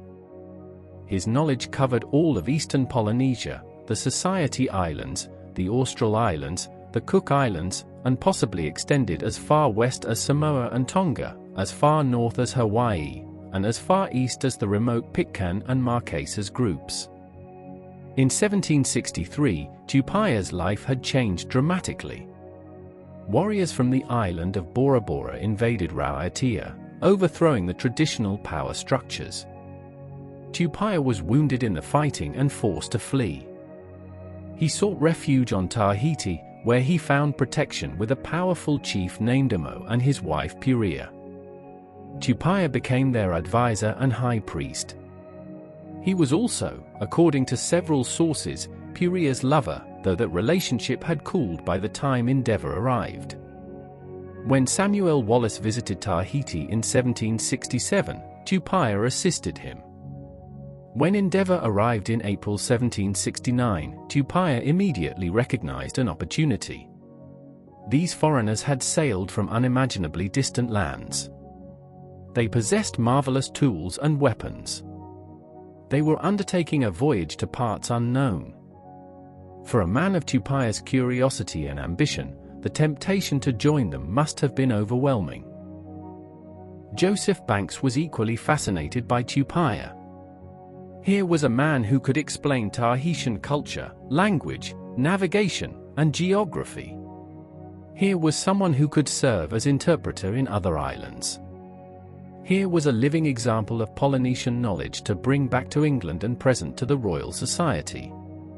Banks wanted Tupaia to join the expedition. But there was a problem: money. Cook initially refused. He had no budget to support an additional passenger, especially one who wasn't officially part of the mission. The Admiralty had allocated funds for the ship's company and the official astronomer. They hadn't budgeted for a Tahitian priest. But Banks had money. Lots of it. He'd already spent thousands of pounds funding his botanical team. What was a few hundred more to support Tupaia? Banks made Cook an offer. Banks would personally pay for Tupaia's maintenance and support. He'd provide Tupaia's food, clothing, and accommodation. He'd take full responsibility for the Tahitians' welfare. Cook would not have to spend a single shilling of Admiralty money. In return, Banks would get to keep Tupaia as a curiosity, as he rather insensitively phrased it in his journal, as well as some of my neighbors do lions and tigers at a larger expense than he will probably ever put me to. The casual way Banks described this arrangement, comparing a human being to exotic animals kept for entertainment, is jarring to modern sensibilities. But we should also recognize that Banks saw Tupaia as more than just a curiosity. He valued Tupaia's knowledge. He respected his intelligence. And as the voyage progressed, something approaching genuine friendship seems to have developed between them. Cook, convinced by Banks's offer and recognizing Tupaia's potential value as a navigator and interpreter, agreed. On July 13, 1769, when Endeavour departed Tahiti, Tupaia was aboard. He'd brought with him his servant, a young boy named Taiata, whom the British called Taeto. Together, they would sail into the unknown, leaving their island home possibly forever. But Tupaia also brought something invaluable: knowledge. In August, as Endeavour sailed through the Society Islands, Cook asked Tupaia to share his geographical knowledge. Together, they created something remarkable, a chart showing the location of islands across a vast area of the Pacific. The resulting map, drawn by Tupaia and recorded by Cook and his officers, shows approximately 130 islands. The positions are relative rather than absolute. Tupaia didn't think in terms of latitude and longitude. But he conveyed to Cook the bearings and distances between islands with impressive accuracy. Cook's journal records Tupaia's method. He would place an island in the center of his chart and mark a direction he called Avati, meaning noon, representing north. Then he would position other islands relative to that center point using bearings his people traditionally followed. It was a brilliantly practical system, allowing him to translate his wayfinding knowledge into something Cook's European mind could understand. Modern scholars studying Tupaia's chart have been impressed by its scope. It shows the extent of Polynesian navigation knowledge, spanning from Rotuma in the west to possibly Hawaii in the north, from the Marquesas in the east to the Austral Islands in the south. An enormous area, several thousand miles across. Recent research suggests that contrary to earlier assumptions, Tupaia had probably sailed to most of these islands, not just learned about them secondhand. The detail and accuracy of his knowledge support this conclusion. He was an experienced ocean voyager, not just a repository of theoretical information. Now Tupaia would navigate with Cook to places even he had never been, south to New Zealand, the land his ancestors had left centuries ago, and beyond that to the vast continent his people called the land to the west. His presence on Endeavour would prove invaluable in ways neither Cook nor Banks could fully anticipate. Tupaia would serve as interpreter, diplomat, artist, and cultural bridge. Without him, some of Cook's encounters with indigenous peoples might have gone very differently. But that's a story for the next part of our voyage. For now, imagine Endeavour sailing away from Tahiti, her holds full of fresh provisions, her crew rested and healthy, carrying one extra passenger who would help them navigate the unknown waters ahead. The transit of Venus had been observed. The astronomical mission was complete. Now came the real voyage of discovery. Cook opened his sealed orders from the Admiralty and read instructions that had been secret until this moment. He was to search for the great southern continent, Terra Australis, that theorists insisted must exist somewhere south of Tahiti. If he found it, he was to chart its coasts. If he didn't find it within the area specified, he was to turn west and sail for the land Tasman had found in 1642, the land the Dutch called New Zealand. Endeavour's bow turned south, toward latitudes no European had explored at this longitude. They were sailing into the unknown. And Tupaia, the Polynesian navigator who had learned to read the stars over thousands of miles of ocean, was going home to lands his ancestors had explored centuries before Europeans even dreamed the Pacific existed. His story, and Cook's, would become forever intertwined in one of history's great voyages of discovery. Imagine holding a set of sealed orders. For 8 months, you've carried them locked in your cabin, knowing they contain your true mission but forbidden to open them until the time is right. Now, with the transit of Venus observed and your ship provisioned for the next leg of your voyage, you break the seal and read words that will determine your course for the months ahead. This was Cook's situation in July 1769. The Admiralty's secret instructions were clear. Having completed the astronomical observation, Cook was now to search for the southern continent that geographers had insisted must exist for centuries. Terra Australis Incognita, the unknown southern land, supposedly balanced the landmasses of the northern hemisphere. According to the theory, without a large continent in the southern seas, Earth would be top-heavy and wobble on its axis. The logic seems quaint to us now, knowing that Earth's rotation is governed by physics rather than the balance of landmasses. But in 1769, the theory of Terra Australis was taken seriously by respected scientists and geographers. The idea had ancient roots, going back to Greek and Roman geographers who believed in symmetry. If there were landmasses in the northern hemisphere, there must be equivalent landmasses in the south. It was a philosophical conviction as much as a scientific hypothesis. By the 18th century, European exploration had revealed that the southern landmasses weren't where the ancients had imagined. But the theory adapted. The great southern continent must lie further south, in regions Europeans hadn't yet explored. Respected geographers drew maps showing enormous southern lands extending from the Antarctic regions into temperate latitudes. They gave this theoretical continent mountains, rivers, and inhabitants. They calculated its size and speculated about its climate. Alexander Dalrymple, the man who'd wanted to lead this expedition before Cook was chosen, had written extensively about it. He believed Terra Australis could be enormous, possibly larger than Asia, with a climate and soil perfect for European settlement and agriculture. Dalrymple had compiled every scrap of information from previous Pacific voyages, interpreting ambiguous sightings of clouds or distant coasts as evidence for the continent. He'd convinced himself, and many others, that Terra Australis existed and that finding it would be the greatest geographic discovery since Columbus reached America. Dalrymple's enthusiasm was partly scientific curiosity, partly imperial ambition. A temperate southern continent could provide Britain with agricultural land, resources, and strategic advantage over rival European powers. France, Spain, and Holland were also searching. Finding Terra Australis first could tip the balance of global power. Cook's instructions directed him to sail south from Tahiti to latitude 40 degrees south. If he found no continent there, he was to turn west and search along that latitude. If he still found nothing, he was to head for New Zealand, which the Dutch navigator Abel Tasman had discovered in 1642 but never fully explored. Cook was to chart whatever coasts he found, claim any new discoveries for King George III, and gather information about the lands and peoples he encountered. Most importantly, his instructions emphasized that he should cultivate friendly relations with any indigenous peoples he met, avoiding violence wherever possible.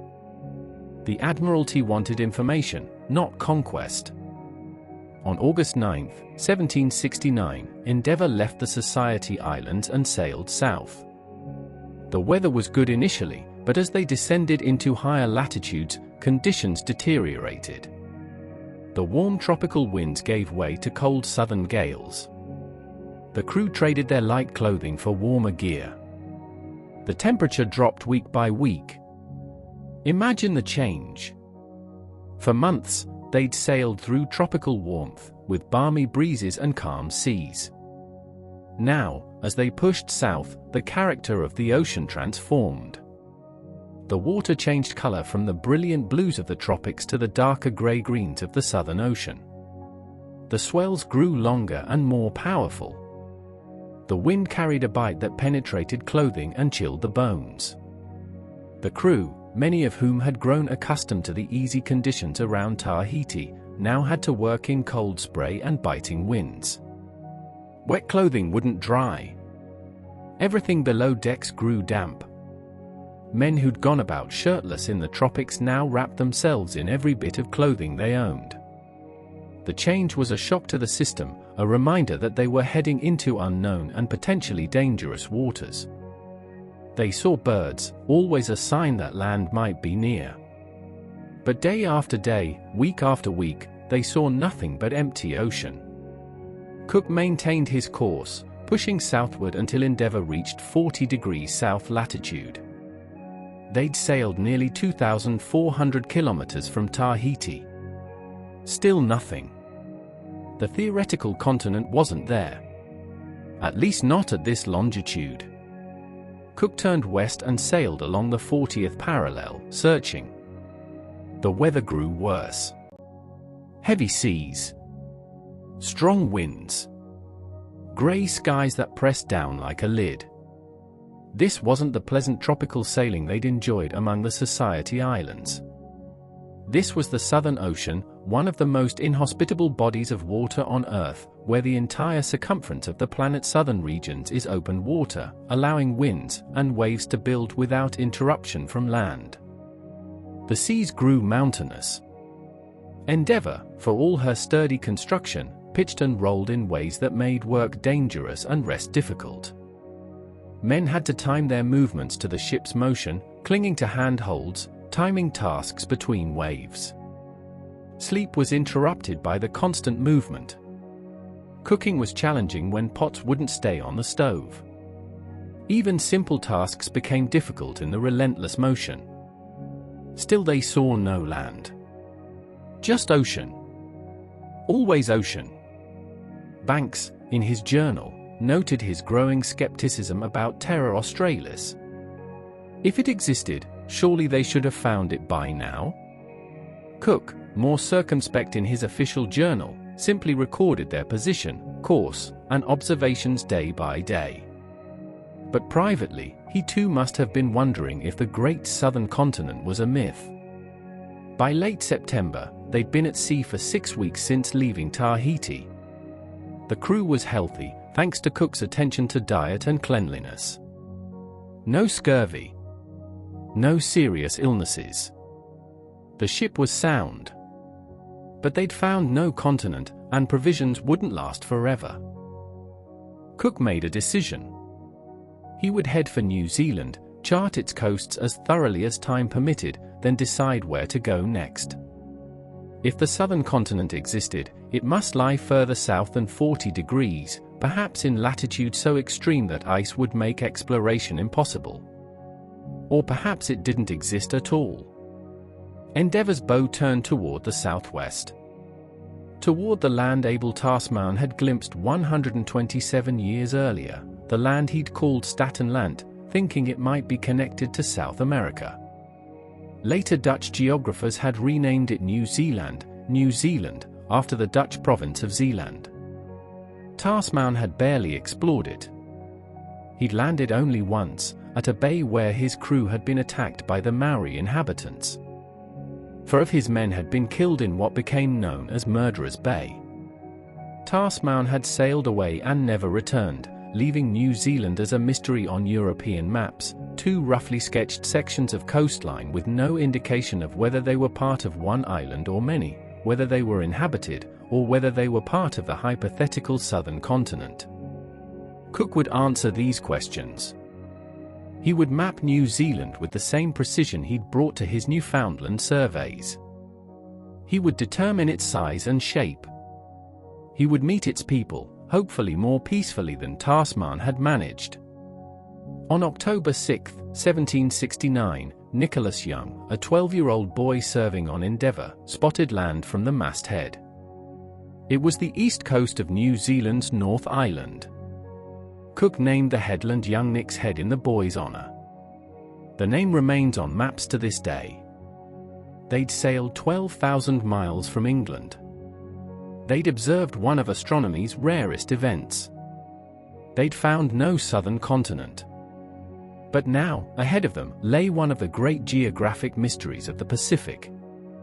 And aboard their ship, they had Tupaia, a Polynesian navigator whose ancestors had discovered this land centuries before Europeans even knew it existed. What would happen when Tupaia met the Maori, the descendants of those ancient Polynesian voyagers? The encounter would prove both fascinating and tragic. Cook approached the New Zealand coast cautiously. He'd read Tasman's account of his violent reception. He had no desire to repeat that mistake. But he also needed to land, to take on fresh water and provisions, and to begin the survey work that was central to his mission. The coast looked forbidding. High cliffs, heavy surf, dense forest. But Cook spotted what looked like a promising landing site, a broad bay with a river mouth and what appeared to be good beaches. On the morning of October 7th, he sent boats ashore to investigate. The landing party consisted of Cook, Banks, Solander, Tupaia, and a contingent of Marines. As they approached the beach, they saw Maori people watching them from the shore. About 40 or 50 men, women, and children, some of them carrying weapons, long spears and curved clubs made of wood or green stone. Tupaia, standing in the boat's bow, called out to them. He was speaking a Polynesian language, not identical to Maori but close enough to be mutually intelligible. The Maori heard him and shouted back. Conversation was possible. This was an extraordinary moment. Tupaia, from islands thousands of miles to the northeast, was talking to people who shared a common linguistic and cultural heritage, a heritage that stretched back to the great Polynesian migrations of centuries past. The Maori understood him. He understood them. The connection across vast distances of ocean and time was real. Linguists would later marvel at this moment. The Polynesian languages form a family that spread across the Pacific as navigators discovered and settled islands over thousands of years. From Taiwan to Easter Island, from Hawaii to New Zealand, languages evolved but retained enough commonality that speakers separated by thousands of miles and hundreds of years could still communicate. Tupaia and the Maori were speaking dialects of the same ancestral tongue, preserved through oral tradition, passed from generation to generation. But understanding someone's words doesn't mean understanding their intentions or customs. As the boats landed, the situation quickly became tense. The Maori were clearly unsure about these strange visitors. They'd never seen Europeans before. Endeavour, visible offshore, must have looked enormous compared to their own canoes. The visitors' pale skin, strange clothing, and mysterious purposes would have been profoundly unsettling. Some of the Maori began performing a haka, the ritual challenge that could be either a greeting or a threat. Tupaia tried to negotiate, but the situation was volatile. Misunderstandings multiplied. The Maori made threatening gestures. The Marines readied their weapons. Cook tried to maintain calm, but events were spiraling beyond anyone's control. Then someone threw a stone. A Maori warrior rushed toward one of the Marines. The Marine fired. The warrior fell dead. It was the beginning of a disastrous first encounter that would haunt Cook for the rest of the voyage. Over the next 2 days, as Cook tried to establish friendly relations and secure water and provisions, more violence erupted. Another Maori was shot trying to attack a Marine. Then, when Cook sent a boat to investigate a canoe that was fishing nearby, the occupants attacked with weapons. In the fight that followed, 3 more Maori were killed. Cook was devastated. His explicit instructions had been to avoid violence. He'd wanted to establish peaceful relations. Instead, within 2 days of landing, he'd presided over a series of fatal encounters. 4 or 5 Maori were dead. The survivors had fled inland. There was no possibility of friendly trade or resupply here. In his journal, Cook named the place Poverty Bay, because it afforded us no one thing we wanted. But the name reflected more than just lack of provisions. It recorded Cook's sense of failure at this first attempt to meet the New Zealand people. He'd come with peaceful intentions, with explicit orders to avoid violence, with a Polynesian interpreter who could speak the language. And still, people had died. Cook's journal entry for October 9 reveals his distress. "I am aware that most humane men who have not experienced things of this nature will censure my conduct in firing upon the people in this boat, nor do I myself think that the reason I had for seizing upon her will at all justify me, and had I thought that they would have made the least resistance I would not have come near them. But as they did, I was not to stand still and suffer either myself or those that were with me to be knocked on the head." It's a tortured justification, revealing Cook's inner turmoil. He knew he'd failed to avoid violence. He knew people were dead because of decisions he'd made. But he also felt he'd had no choice in the moment, with weapons being brandished and his own men in danger. Tupaia had tried. He'd talked with the Maori, attempted to explain the visitors' peaceful intentions, negotiated where he could. But cultural differences, fear, misunderstanding, and the simple fact that armed men with muskets and armed men with spears and clubs had confronted each other in confusion made violence almost inevitable. The Maori had no context for understanding what these pale strangers wanted. The Europeans had no understanding of Maori customs around first contact, territorial rights, or the protocols that should govern encounters with strangers. Endeavour sailed north along the coast. Cook was determined to keep trying. Surely not every encounter would end in bloodshed? On October 15, they anchored off what Cook named Cape Kidnapper, Te Kauai Maui to the Maori. Local people approached in canoes. Again, attempts at trade. Again, misunderstanding. When the Maori tried to take a Tahitian boy Banks had brought from the Society Islands, pulling him into their canoe, the Marines opened fire. 3 more Maori died. 6 dead in 8 days. Cook must have wondered if his mission to chart New Zealand peacefully was already doomed. But then things began to change.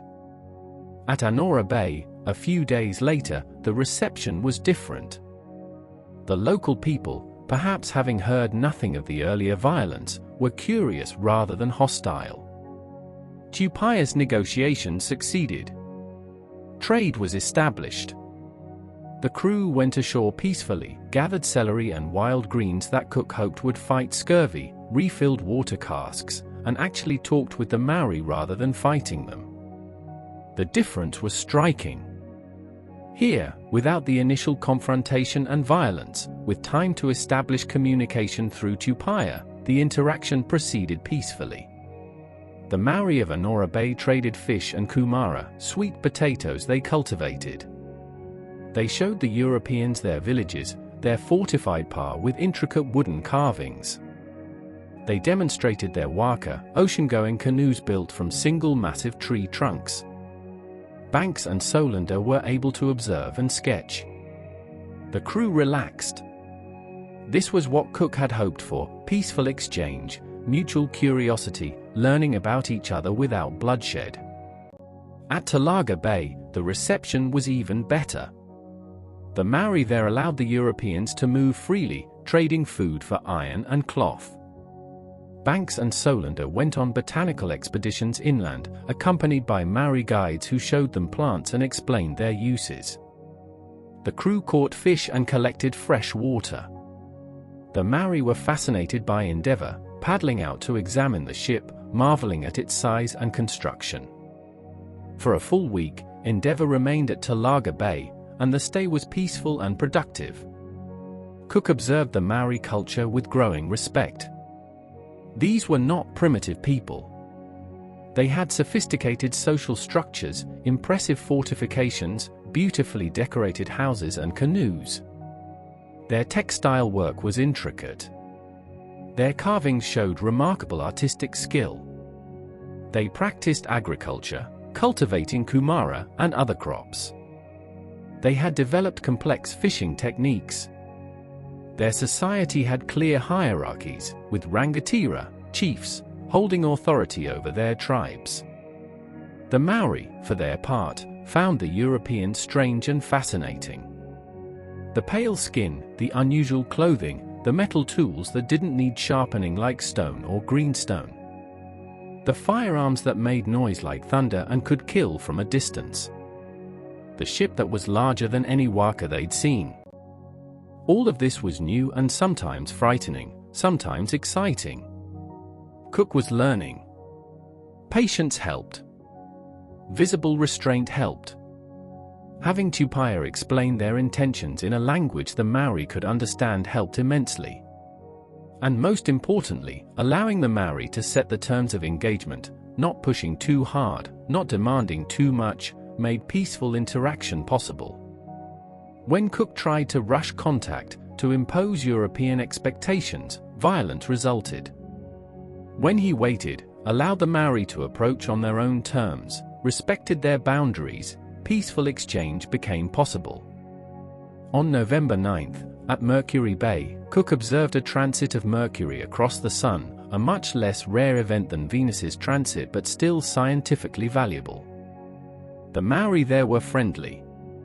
One man was killed in a trading dispute, the last recorded Maori death at the hands of Cook's expedition during this voyage. After Mercury Bay, interactions became increasingly peaceful. Tupaia's role cannot be overstated. As Anne Salmond would later write in her historical research, Tupaia attached himself to the British but also served as a bridge between worlds. He spoke for the Europeans to the Maori. He explained Maori customs to Cook and Banks. He created drawings that survive today, including one showing a Maori and a European trading a crayfish for a piece of cloth, a simple image that captures the potential for peaceful exchange. But Tupaia was more than just an interpreter. He was a cultural translator in the deepest sense. He understood the Polynesian worldview that the Maori shared. He knew the protocols of tapu, the sacred restrictions that governed Maori life. He could navigate the complex social hierarchies, knowing when to address chiefs directly and when to work through intermediaries. He understood concepts of mana, of prestige and spiritual power, that were completely foreign to the Europeans but fundamental to Maori society. When Europeans tried to communicate directly, misunderstanding was almost inevitable. But when Tupaia mediated, explaining each side's intentions and customs to the other, peaceful interaction became possible. He was doing work that anthropologists and cultural liaisons would later recognize as essential but which, in 1769, no European fully understood or appreciated. The Maori recognized Tupaia as a tahunga, an expert or priest. They gave him a precious dogskin cloak, a significant gift that showed their respect. These cloaks, made from hundreds of dog skin sewn together and decorated with borders of taniko weaving, were treasures, worn only by people of high status. The gift indicated that the Maori saw Tupaia not as a servant or curiosity, but as a person of significance, someone worthy of honor. When they looked at the Europeans, they saw strange foreigners whose intentions were unclear. Cook was clearly a leader, but of what? A war party? Traders? Explorers? His motivations were opaque. Banks, with his collecting and constant questions, must have seemed odd. What was he doing gathering plants? Why was he so interested in birds and insects? The Europeans' behavior often made no sense in Maori cultural frameworks. When they looked at Tupaia, they saw someone whose culture, language, and bearing they could understand, even across centuries of separation. He was Polynesian. He understood the importance of genealogy, of connection to land and ancestors. He recognized the significance of their carved meeting houses, their ceremonial protocols. He knew how to behave with proper respect in their presence. The Europeans, for all their powerful weapons and impressive ship, were culturally lost. Tupaia was culturally fluent. Many Maori oral histories preserve stories about Tupaia. His visit was remembered. His name was passed down. He became part of New Zealand's historical tradition in a way the other Europeans didn't. Meanwhile, Cook was achieving his primary mission. He was mapping New Zealand. Cook's survey of New Zealand stands as one of history's great achievements in cartography. Over the course of 6 months, from October 1769 to March 1770, he circumnavigated and charted both islands, producing maps so accurate that they would be used for navigation well into the 19th century. The work was painstaking. Every day, weather permitting, Cook took astronomical observations to fix Endeavour's position. At noon, he would use his sextant to measure the sun's altitude above the horizon. Combined with the date and tables from the nautical almanac, this gave him his latitude. Longitude was more difficult. Without an accurate marine chronometer, which wouldn't be perfected for several more years, Cook had to rely on lunar distance observations, measuring the angle between the moon and specific stars and using complex calculations to determine his east-west position. It was time-consuming work requiring clear skies and mathematical expertise, but Cook had both. He used a technique called dead reckoning between fixes, calculating the ship's movement based on course, speed, and time. Every hour, the officer of the watch would cast the log, throwing a wooden board attached to a knotted line over the stern. By counting how many knots ran out in a specific time, measured by a sand glass, they could determine the ship's speed. Combined with the compass course and the time elapsed, this gave an estimate of distance traveled and position. It wasn't perfect. Currents and leeway, the sideways drift caused by wind, introduced errors. But combined with regular astronomical fixes, it was remarkably effective.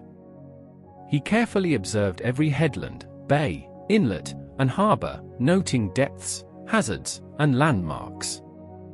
He would take bearings to prominent features, measuring their direction relative to Endeavour's position. When he could see multiple known points, he could triangulate his position. When mapping a coast, he'd take bearings to headlands, then note when those bearings changed as the ship moved, allowing him to plot their positions relative to each other. His officers assisted, taking their own observations and measurements. They used lead lines to sound the depth in coastal waters, dropping weighted lines marked with leather and cloth tags at specific intervals.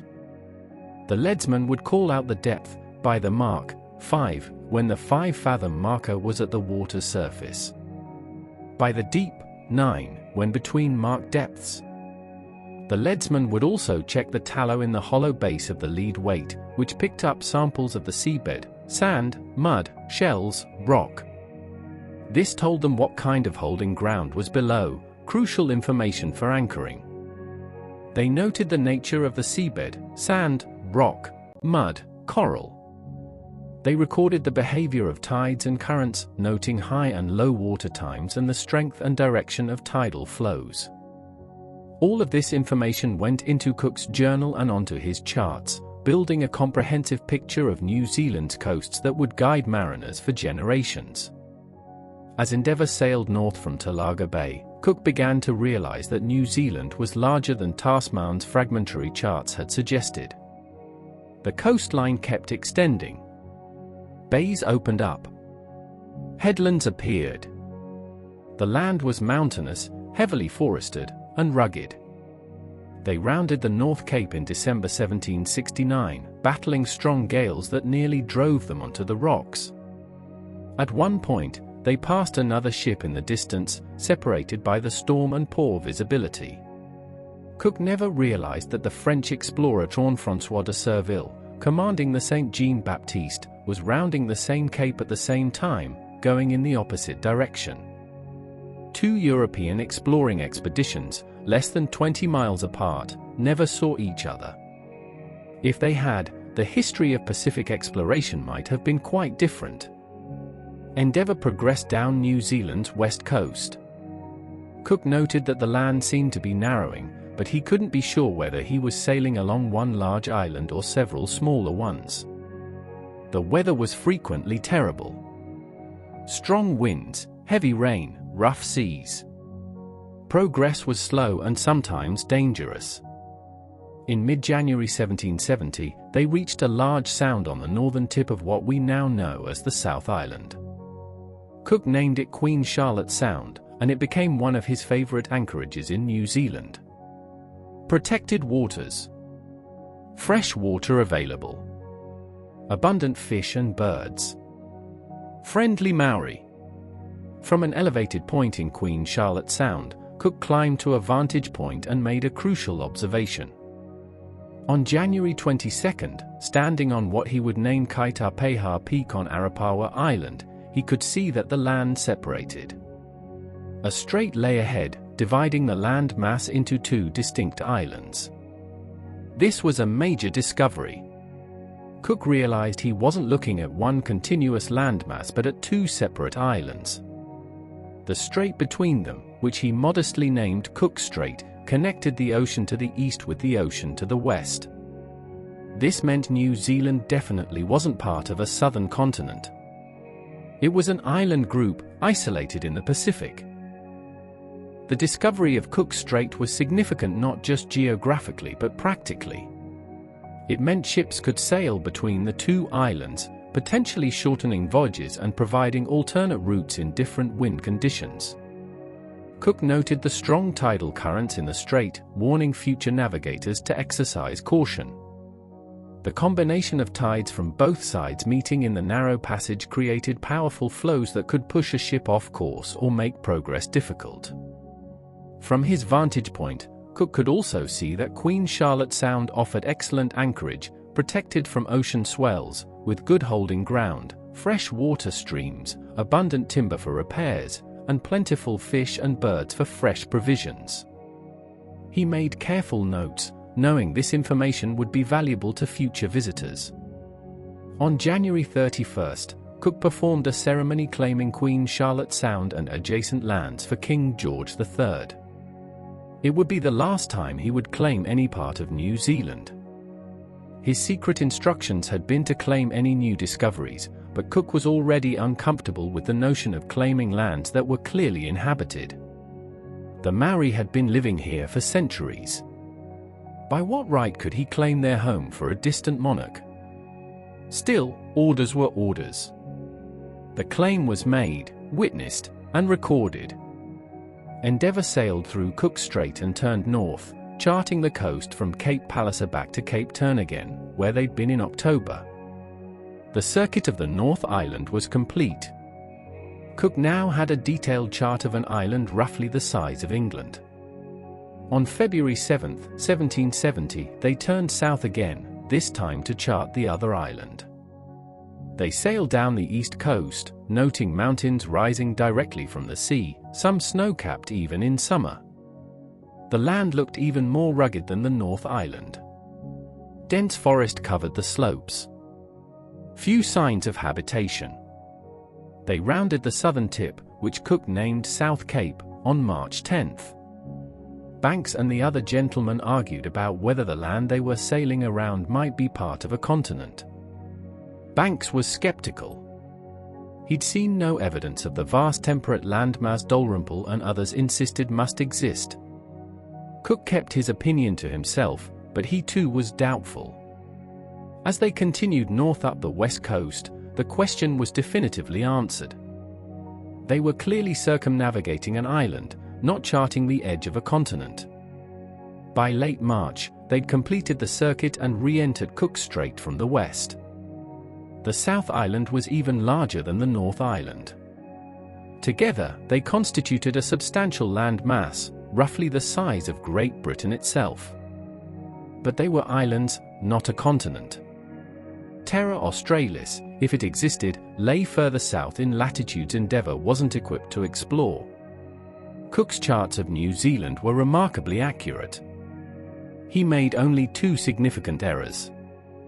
He thought Banks Peninsula on the east coast of the South Island was an island rather than a peninsula, because he didn't sail close enough to see the narrow connection to the mainland.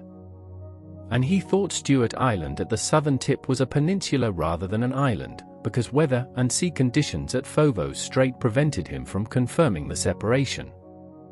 These were minor mistakes in an otherwise extraordinary survey. Cook had mapped nearly 5,000 miles of coastline in 6 months, producing charts that would guide navigators for generations. He'd done this while simultaneously trying to establish relations with the indigenous population, studying their culture and language, collecting botanical specimens, and keeping his crew healthy and the ship in good repair. It was a monumental achievement. But now a decision had to be made. Where should Endeavour go next? On March 31, 1770, Cook gathered his officers to discuss their options. They'd completed the New Zealand survey. They'd found no southern continent. Provisions were running low but still adequate for a long voyage. The ship was sound, though some maintenance would soon be needed. Where should they head? 3 options presented themselves. They could sail directly home around Cape Horn. This would be the shortest route back to England, but it would mean sailing through those terrible waters in winter, the southern hemisphere's most brutal season. Endeavour had barely survived Cape Horn in summer. Attempting it in winter with a ship that needed maintenance seemed reckless. They could sail directly across the Pacific to Cape Horn, then up the Atlantic to England. This would avoid the worst of Cape Horn's weather, but it would also mean months crossing the Pacific with no opportunities to reprovision or make repairs. If anything went seriously wrong, they'd be helpless. Or they could sail west to the coast of New Holland, the land the Dutch had been discovering piecemeal for a century and a half but had never fully explored. They could chart the unknown east coast of this continent, then sail north to the Dutch East Indies, stop at Batavia for repairs and provisions, and return home via the Cape of Good Hope. This third option was longer but safer. It offered opportunities for discoveries, for repairs, and for resupply. It also aligned with Cook's secret instructions to explore any unknown coasts he might encounter. Cook chose the western route. On April 1, 1770, Endeavour left New Zealand and sailed west toward New Holland, the land we now call Australia. The crossing took 19 days. On April 19, at 6 in the morning, Lieutenant Hicks spotted land on the western horizon. The southeastern coast of Australia had been sighted. Cook named the point where they first saw the mainland Point Hicks, in honor of the lieutenant who'd spotted it. The name remains on modern maps, marking a location between modern Orbost and Malakuta in Victoria. This was a momentous discovery. The Dutch had explored Australia's northern, western, and southern coasts for decades, but the east coast remained completely unknown to Europeans. Cook was about to become the first to chart it. They sailed north along the coast, observing from offshore. The land looked flat near the coast, with higher country visible inland. Smoke rising in various places indicated human habitation. But finding a safe place to land proved difficult. The coast was exposed to the ocean swell, with few protected harbors visible. On April 29th, they spotted what looked like a large, sheltered bay. Cook carefully navigated Endeavour through the entrance and found himself in a superb natural harbor. Low sandy beaches, fresh water streams, abundant fish and birds, and visible in the distance, people watching them approach. These were the Gweagal people, part of the Darawal nation. They watched the strange ship anchor in their bay with understandable alarm. When Cook's boats approached the shore, two men stood on the beach and shouted a warning, "Warra Warra Why?" The precise translation is debated, but the meaning was clear: "You are not welcome here. Go away." Cook didn't understand the words, but he understood the intent. The two men were armed with spears. They began throwing them toward the approaching boats, not yet close enough to hit but clearly threatening. When Cook's Marines fired warning shots, one of the men was wounded in the leg by small shot. The men retreated into the bush. Cook, Banks, Solander, and the Marines landed and found bark huts where families had clearly been living. Children's toys and implements were scattered about. Cook, to his credit, ordered his men to leave gifts, beads, cloth, nails, and other items. They took nothing except some spears and artifacts that had been left behind in the hasty retreat. Over the next week, Endeavour remained in the bay. The crew collected fresh water, cut wood for the ship's stove, gathered fodder for the ship's livestock, and explored. Banks and Solander were in heaven once again. The botanical diversity was extraordinary. They collected specimens of plants nobody in Europe had ever seen. Parkinson drew constantly, producing sketch after sketch. The indigenous people watched from a distance but would not approach. Cook tried repeatedly to establish contact, leaving gifts, making friendly gestures, demonstrating peaceful intentions. A few times, Aboriginals approached close enough for brief interactions, but they showed no interest in the European trade goods and retreated quickly. Occasionally, they threw spears as warnings when the Europeans came too close. It was clear these people wanted the strangers to leave. Cook originally named this place Stingray Harbor for the rays they caught there, but he changed it to Botanist Bay, then finally to Botany Bay, in honor of the unique botanical specimens collected by Banks and Solander. Banks would later promote Botany Bay as an ideal location for British settlement, a suggestion that would have profound consequences 18 years later when the first fleet arrived with convicts and established the colony of New South Wales. On May 6, Endeavour left Botany Bay and continued north along the coast. Cook carefully noted every feature: bays, headlands, rivers, islands, reefs. The work was slow and methodical. They couldn't sail too close to shore without risking running aground on unseen reefs or shoals. But they needed to stay close enough to make accurate observations. On May 6, just north of Botany Bay, they passed an inlet that appeared to offer safe anchorage. Cook noted it in his journal and named it Port Jackson. He had no way of knowing that this inlet, with its magnificent deep-water harbour, would one day become the site of Sydney, Australia's largest city. The coast continued north. Headland after headland. Bay after bay. The ship made good progress when the weather cooperated, but storms frequently slowed them down or forced them offshore for safety. On May 23, they stopped at a place Cook named Bustard Bay, where they shot some large bustards for fresh meat. The landing was memorable for an unpleasant incident. One of Cook's clerks, a man named Orton, got drunk, and while he was insensible, someone cut off parts of his ears and cut off his clothes. Cook suspected a midshipman named Magra but couldn't prove it. The incident created tension and highlighted the stresses that months at sea could produce even among a generally well-disciplined crew. But the voyage continued. North and north again. Weeks passed.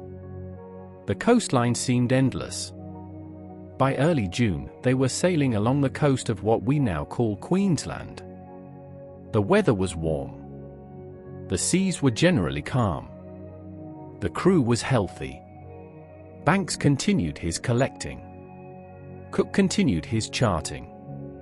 Everything seemed to be going well. Then, on the night of June 11, 1770, disaster struck. It happened at high tide, around 11 at night. Endeavour was sailing along the coast in calm weather under a clear moonlit sky. Everything seemed normal. The lookouts were alert.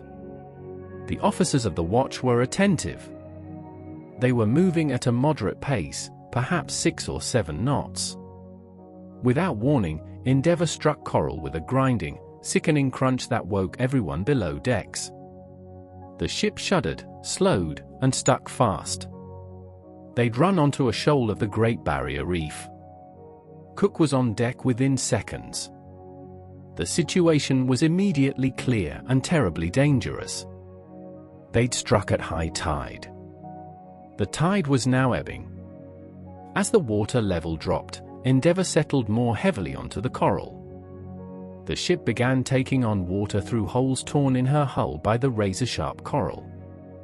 If they didn't get her off quickly, she would break apart on the reef or sink when they eventually refloated her. Cook ordered all hands on deck. The pumps were manned immediately. They had 3 pumps, and all 3 were put into continuous operation with crews rotating every 15 minutes. Even with all 3 pumps working, they could barely keep pace with the incoming water. Cook made the agonizing decision to lighten the ship. Everything non-essential had to go overboard. 50 tons of ballast were thrown into the sea. The crew jettisoned 6 cannons, each weighing more than a ton. Iron and stone ballast followed. Empty water casks. Spoiled stores. Oil jars. Everything they could spare went over the side. The pumps kept working. 15 minutes on, 15 minutes off, hour after hour through the night. The water in the hold rose despite their efforts. The ship remained stuck fast. Dawn came. The tide had ebbed completely. Endeavour lay stranded on the reef, her hull settling into the coral at an angle. Water continued to pour in through multiple holes in her planking.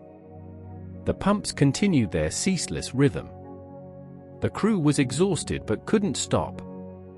If the pumps failed, the ship would flood and sink when they refloated her. They tried to haul her off using anchors and the ship's capstan. The bower anchor was carried out in a boat and dropped in deep water. Cables were attached to the capstan, and the crew heaved, trying to pull the ship toward the anchor. Endeavour didn't budge. Hours passed. High tide came again, nearly 24 hours after they'd first struck. With the rising water, they tried again. All hands on the capstan. The pump still running. Maximum effort. Slowly, agonizingly, Endeavour began to move. Inch by inch, she slid off the coral. Then, suddenly, she was free, floating again. But free in what condition? Water poured into the hold through the damaged hull. The pumps worked frantically but couldn't keep up. The water level rose. The ship settled lower. For several hours, it seemed certain that Endeavour would sink. Cook and his officers prepared the boats for evacuation, knowing that even if everyone got off, they'd be marooned on a hostile coast thousands of miles from any European settlement. The situation was desperate. Then a midshipman named Jonathan Monkhouse suggested a technique called fothering, passing a sail covered with wool and oakum under the ship's hull and drawing it over the holes. The suction would pull the sail tight against the damaged planking, and the wool and oakum would partially seal the gaps. They tried it. Amazingly, it worked.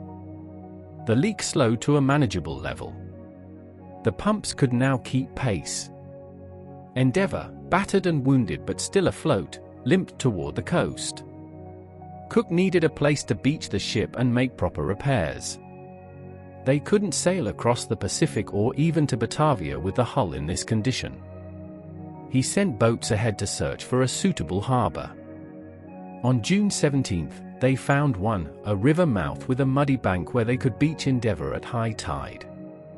Cook carefully navigated the damaged ship into what he would name Endeavour River, and at high tide, they ran her ashore as gently as possible. Now they could finally inspect the damage. It was worse than they'd feared, but not as catastrophic as it might have been. The coral had torn several large holes in the hull planking and damaged the keel. But one piece of coral, larger than a man's fist, had broken off and wedged itself into one of the holes, partially plugging it. That lucky circumstance had probably saved them.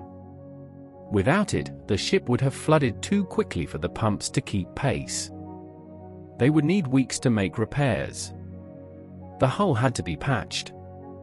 The damaged planking had to be replaced. Stores had to be dried out. The ship had to be careened to work on the underwater sections. The location would become modern Cooktown, Queensland. For 7 weeks, from mid-June to early August 1770, Endeavour was beached at Endeavour River while her crew worked frantically to repair the damage. But this forced stop also gave Banks and Solander more opportunities to explore and collect. The area was rich with species unknown to European science. It was here that Banks first saw and described the animal the local Gugu Yimithirr people called ganguru. Banks transcribed this as a kangaroo or kangaroo. The word entered English as kangaroo, though modern research suggests it might have specifically referred to a particular species rather than all kangaroos generally. And it was here that Cook's expedition established the most positive relations yet with indigenous Australians. The Gugu Yimithirr people initially watched the strangers warily. But over weeks of proximity, a cautious friendship developed. The Europeans and the Gugu Yimithirr began trading. Cook's men recorded over 130 words of the Gugu Yimithirr language, one of the first substantial vocabularies of an Australian Aboriginal language recorded by Europeans. The relationship nearly broke down over turtles. Cook's crew had caught 12 green sea turtles and brought them ashore. The Gugu Yimithirr expected, according to their customs, that such a large catch would be shared. When the Europeans refused, tension mounted. The situation could have exploded into violence. Instead, a Gugu Yimithirr elder performed a remarkable act. He presented Cook with a broken-tipped spear, a gesture that symbolized a laying down of weapons and a commitment to peace. Cook understood. The crisis passed. This moment, small as it seems, was the first recorded act of reconciliation between indigenous Australians and Europeans. In a voyage that had seen violence at Poverty Bay and wariness almost everywhere else, this moment of deliberate peacemaking stands out. By early August, the repairs were complete. Endeavour was seaworthy again, her hull patched and strengthened. But getting her out of the river proved almost as challenging as getting in. The river had a shallow bar at its entrance. Endeavour could only cross at high tide with favourable winds. Cook had to wait for the right combination of conditions. On August 3rd, they got their chance. Using a technique called kedging, where the ship's boat carries an anchor forward and drops it, then the ship's capstan hauls the vessel toward the anchor, they worked Endeavour slowly down the river and across the bar. They were free. Cook now faced a new challenge, navigating through the Great Barrier Reef to reach clear water. The reef extended for hundreds of miles along the coast, an underwater maze of coral that could tear open even the sturdiest hull. They'd already learned that lesson painfully. For weeks, they picked their way north, using boats to sound ahead, looking for passages through the reef. It was nerve-wracking work. Any mistake could put them back on the coral, possibly with no chance of rescue this time. On August 22nd, they reached the northernmost point of the Australian mainland. Cook climbed a steep hill on a nearby island to survey the route ahead. From this vantage point, he could see a passage that appeared to lead through the reef into open water. The island, and the cape on the mainland, both became York, named for the Duke of York. Cook claimed the entire eastern coast he'd just explored for Great Britain. The ceremony took place on what Cook named Possession Island.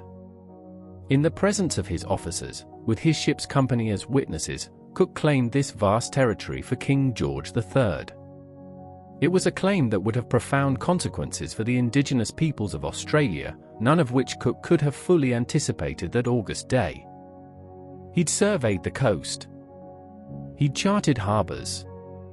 He'd noted resources. He'd met indigenous people and recorded his observations of their culture and lifestyle. But he couldn't have imagined that 18 years later, Britain would begin transporting convicts to Botany Bay, starting a colonization process that would devastate Aboriginal cultures and take a toll on Aboriginal lives that's still being reckoned with today. For now, though, Cook's thoughts were on navigation. They finally sailed through Torres Strait, the dangerous channel between Australia and New Guinea that Spanish navigator Luis Vaz de Torres had first navigated in 1606. Cook's passage through Torres Strait confirmed that Australia and New Guinea were separate landmasses, not connected as some maps had suggested. Then north to the Dutch East Indies. They stopped briefly at the island of Sova for fresh provisions, then continued to Batavia, the capital of the Dutch colonial empire in the East Indies, modern Jakarta. Batavia would prove more dangerous than any reef. The city was notoriously unhealthy. Built on swampy ground at sea level, with poor sanitation and stagnant water everywhere, it was a breeding ground for malaria and dysentery. Dutch colonists and sailors died there in shocking numbers. Cook knew the reputation, but he had no choice. Endeavour needed extensive repairs that only a major port facility could provide. They arrived at Batavia on October 10, 1770. The crew was remarkably healthy. Not a single man on the sick list. No scurvy. No serious illness. This was almost unheard of for a voyage of nearly 2 years. Cook's attention to diet, cleanliness, and ventilation had worked. His crew was living proof that long voyages didn't have to kill half the men. But Batavia destroyed that achievement. Within days of docking, crew members began falling ill.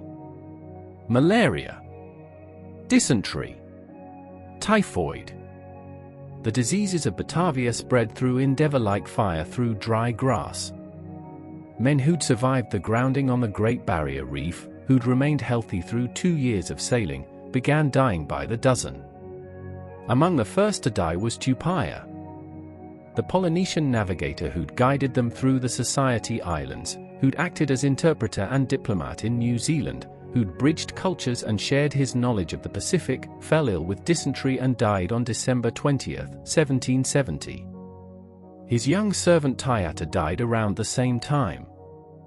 Cook, in his journal, wrote a eulogy that was both complimentary and critical. He was a shrewd, sensible, ingenious man, but proud and obstinate, which often made his situation on board both disagreeable to himself and those about him, and tended much to promote the deceases that put a period to his life.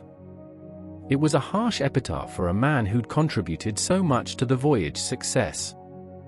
But it reflected Cook's complex feelings about Tupaia.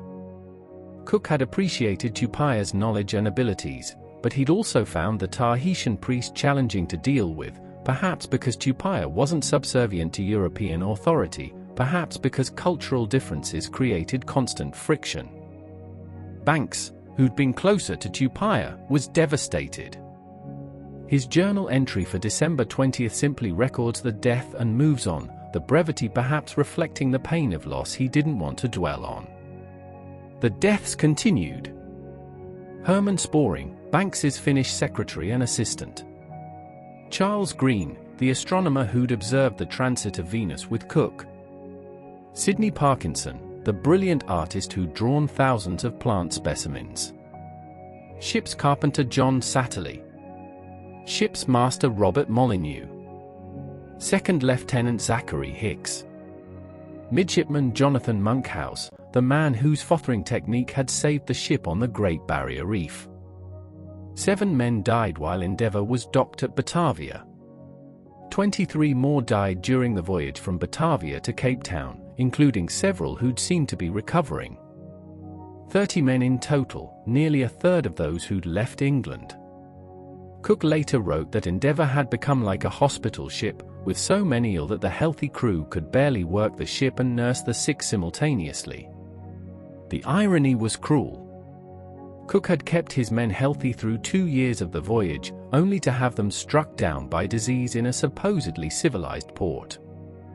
The achievement of returning to Batavia with not a single man on the sick list had been real and remarkable. But it was forgotten in the catastrophe that followed. They finally left Batavia in December 1770, a leaking, disease-ridden ship limping toward home.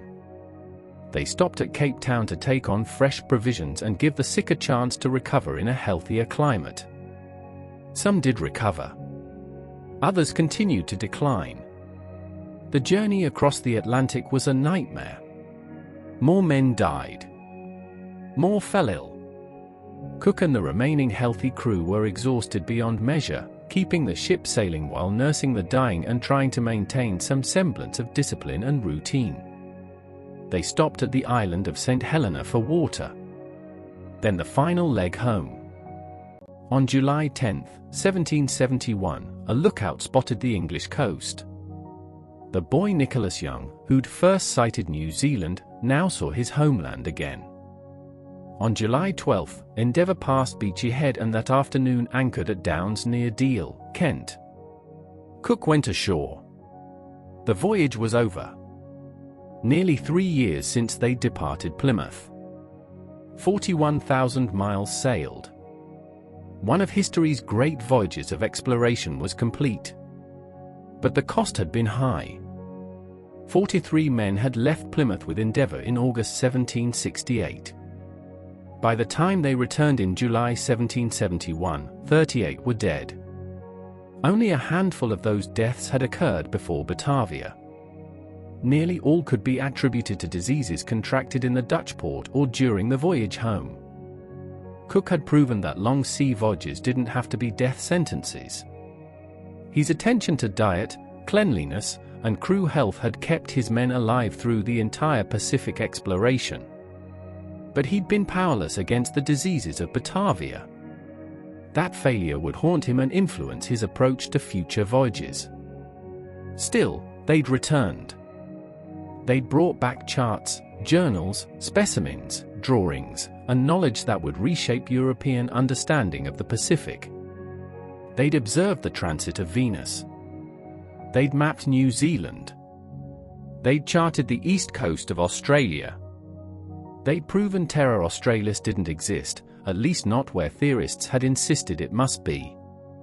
And they'd brought home the stories. Stories of peoples and places Europeans had never known existed. Stories of natural wonders and geographical discoveries. Stories of danger overcome and hardship endured. The voyage of HMS Endeavour was complete. But its impact on history was just beginning. When Cook walked off Endeavour onto English soil in July 1771, he had no way of knowing the full scope of what he'd accomplished.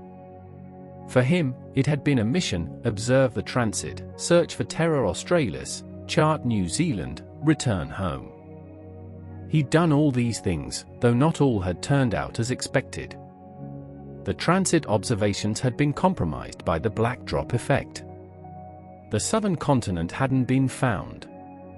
The death toll at Batavia had been catastrophic. But from a broader perspective, the voyage had been an extraordinary success. The astronomical mission, despite Cook's frustrations with the timing measurements, had provided crucial data. Thomas Hornsby's calculation using the 1769 observations gave humanity its first accurate understanding of the scale of the solar system. For the first time, we knew how far away the Sun actually was.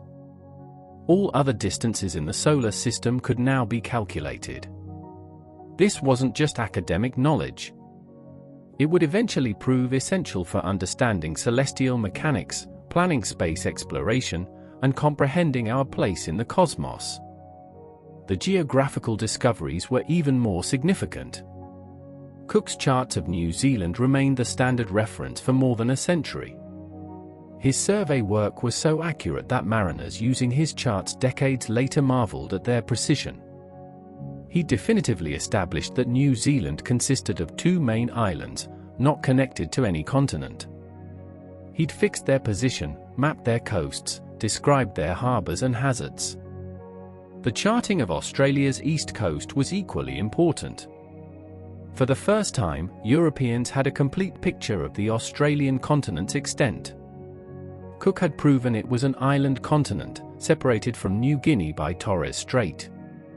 He'd identified numerous harbors, including Botany Bay and Port Jackson. He'd recorded the coastline's major features. Within 2 decades, his charts would guide the first fleet to establish British settlement in Australia. The scientific collections were unprecedented. Banks and Solander had gathered botanical specimens representing hundreds of species unknown to European science. Parkinson had drawn them before his tragic death. These drawings and specimens would eventually be published in Banks's magnificent work, Banks Florilegium, finally completed in 35 volumes between 1980 and 1990. The botanical knowledge gathered on this voyage revolutionized understanding of Pacific and Australian flora. Cook had also made significant contributions to understanding how to keep crews healthy on long voyages. His meticulous attention to diet, his insistence on cleanliness and ventilation, his psychological approach to getting sailors to eat anti-scorbutic foods like sauerkraut, all demonstrated that scurvy and other diseases weren't inevitable consequences of long sea voyages. Yes, Batavia had killed 30 men, but those deaths weren't caused by the voyage itself. They were caused by tropical diseases in an unhealthy port. Cook's methods had kept the crew healthy for nearly 2 years before that disaster. The Royal Navy took notice. On future voyages, including Cook's own second and third expeditions, these health practices would become standard. More crews would survive. More explorations would succeed. Cook's innovations in shipboard health were as important as his navigational achievements. But there's another legacy we must acknowledge: the impact on indigenous peoples. When Endeavour departed in 1768, the Pacific was home to millions of indigenous people living in societies that had evolved over millennia: Polynesians navigating by the stars, Maori cultivating kumara and building fortified villages, Aboriginal Australians maintaining complex kinship systems and profound spiritual connections to country. These were sophisticated cultures with their own forms of knowledge, art, governance, and relationship to the land. Cook's voyage, and the European exploration and colonization that followed, would devastate these societies. The mapping of New Zealand opened it to European settlement. Within 70 years of Cook's visit, the Maori population would decline catastrophically due to introduced diseases and conflicts over land.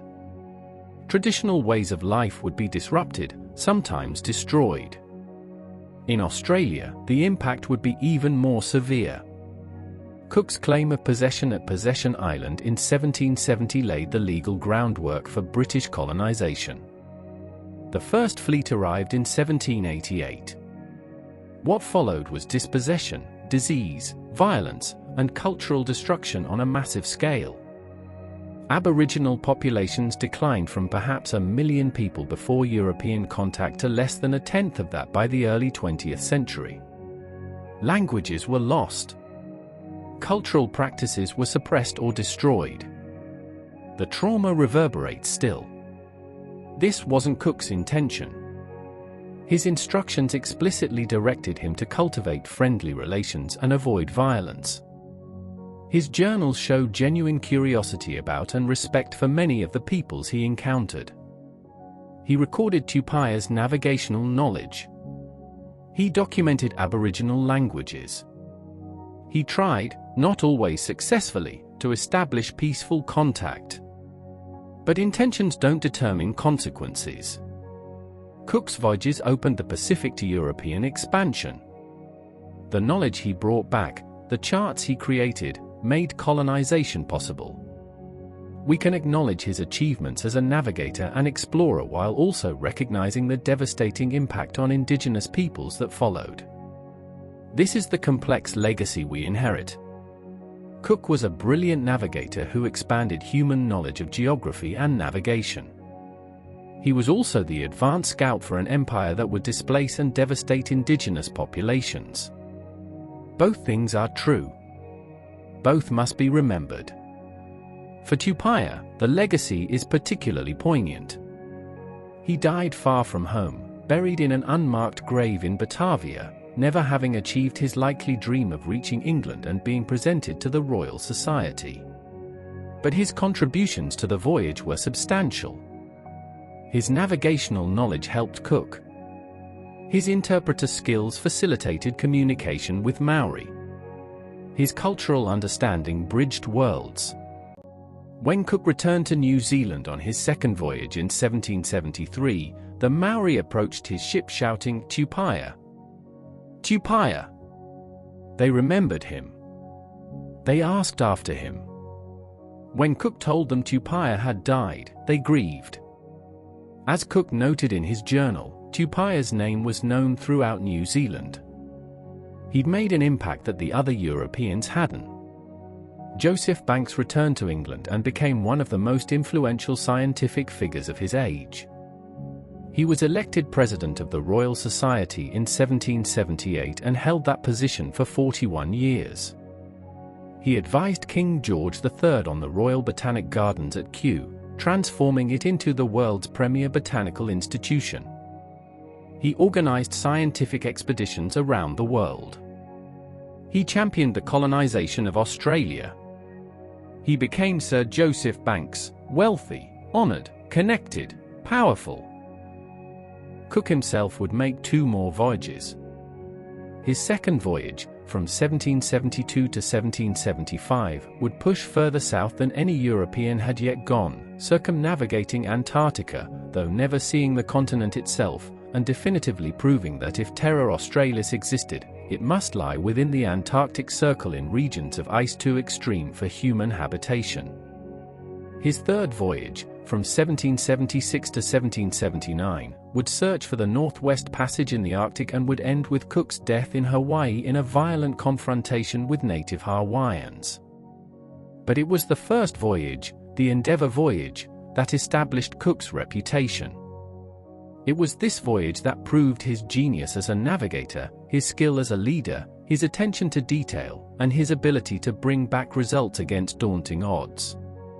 The ship herself, the sturdy Whitby collier that Cook had chosen and refitted, continued in service after the voyage. Endeavour was sold out of naval service in 1775. She returned to transporting goods across the Atlantic. In 1778, during the American Revolutionary War, she was scuttled in Newport Harbor as a blockship, deliberately sunk to obstruct shipping channels. Her exact wreck site has never been conclusively identified, though marine archaeologists continue searching. If you're interested in learning more about Captain Cook's voyages, about Tupaia's contributions, about the Polynesian navigators who explored the Pacific centuries before Europeans arrived, about the impacts of European exploration on indigenous peoples, there are many excellent books and resources available. I especially recommend Anne Salmon's works on Cook and Tupaia, Joan Druitt's biography of Tupaia, and the many histories of Pacific exploration written by both European and Pacific Islander scholars. If you've enjoyed this journey across the Pacific with Cook, Banks, Tupaia, and the crew of Endeavour, please consider subscribing to Sleep Orion. We create content about real-life explorations and expeditions, telling the stories of human courage, curiosity, and discovery, from the ancient world to the space age. These stories connect us to our history, remind us of human capability, and hopefully help us understand both our achievements and our responsibilities. Every exploration changes those who undertake it. Every discovery has consequences. Cook's voyage showed us new worlds. Understanding its full impact helps us navigate our own. Thank you for traveling with us. Sleep well, and may your own explorations, wherever they lead, be filled with discovery and wonder.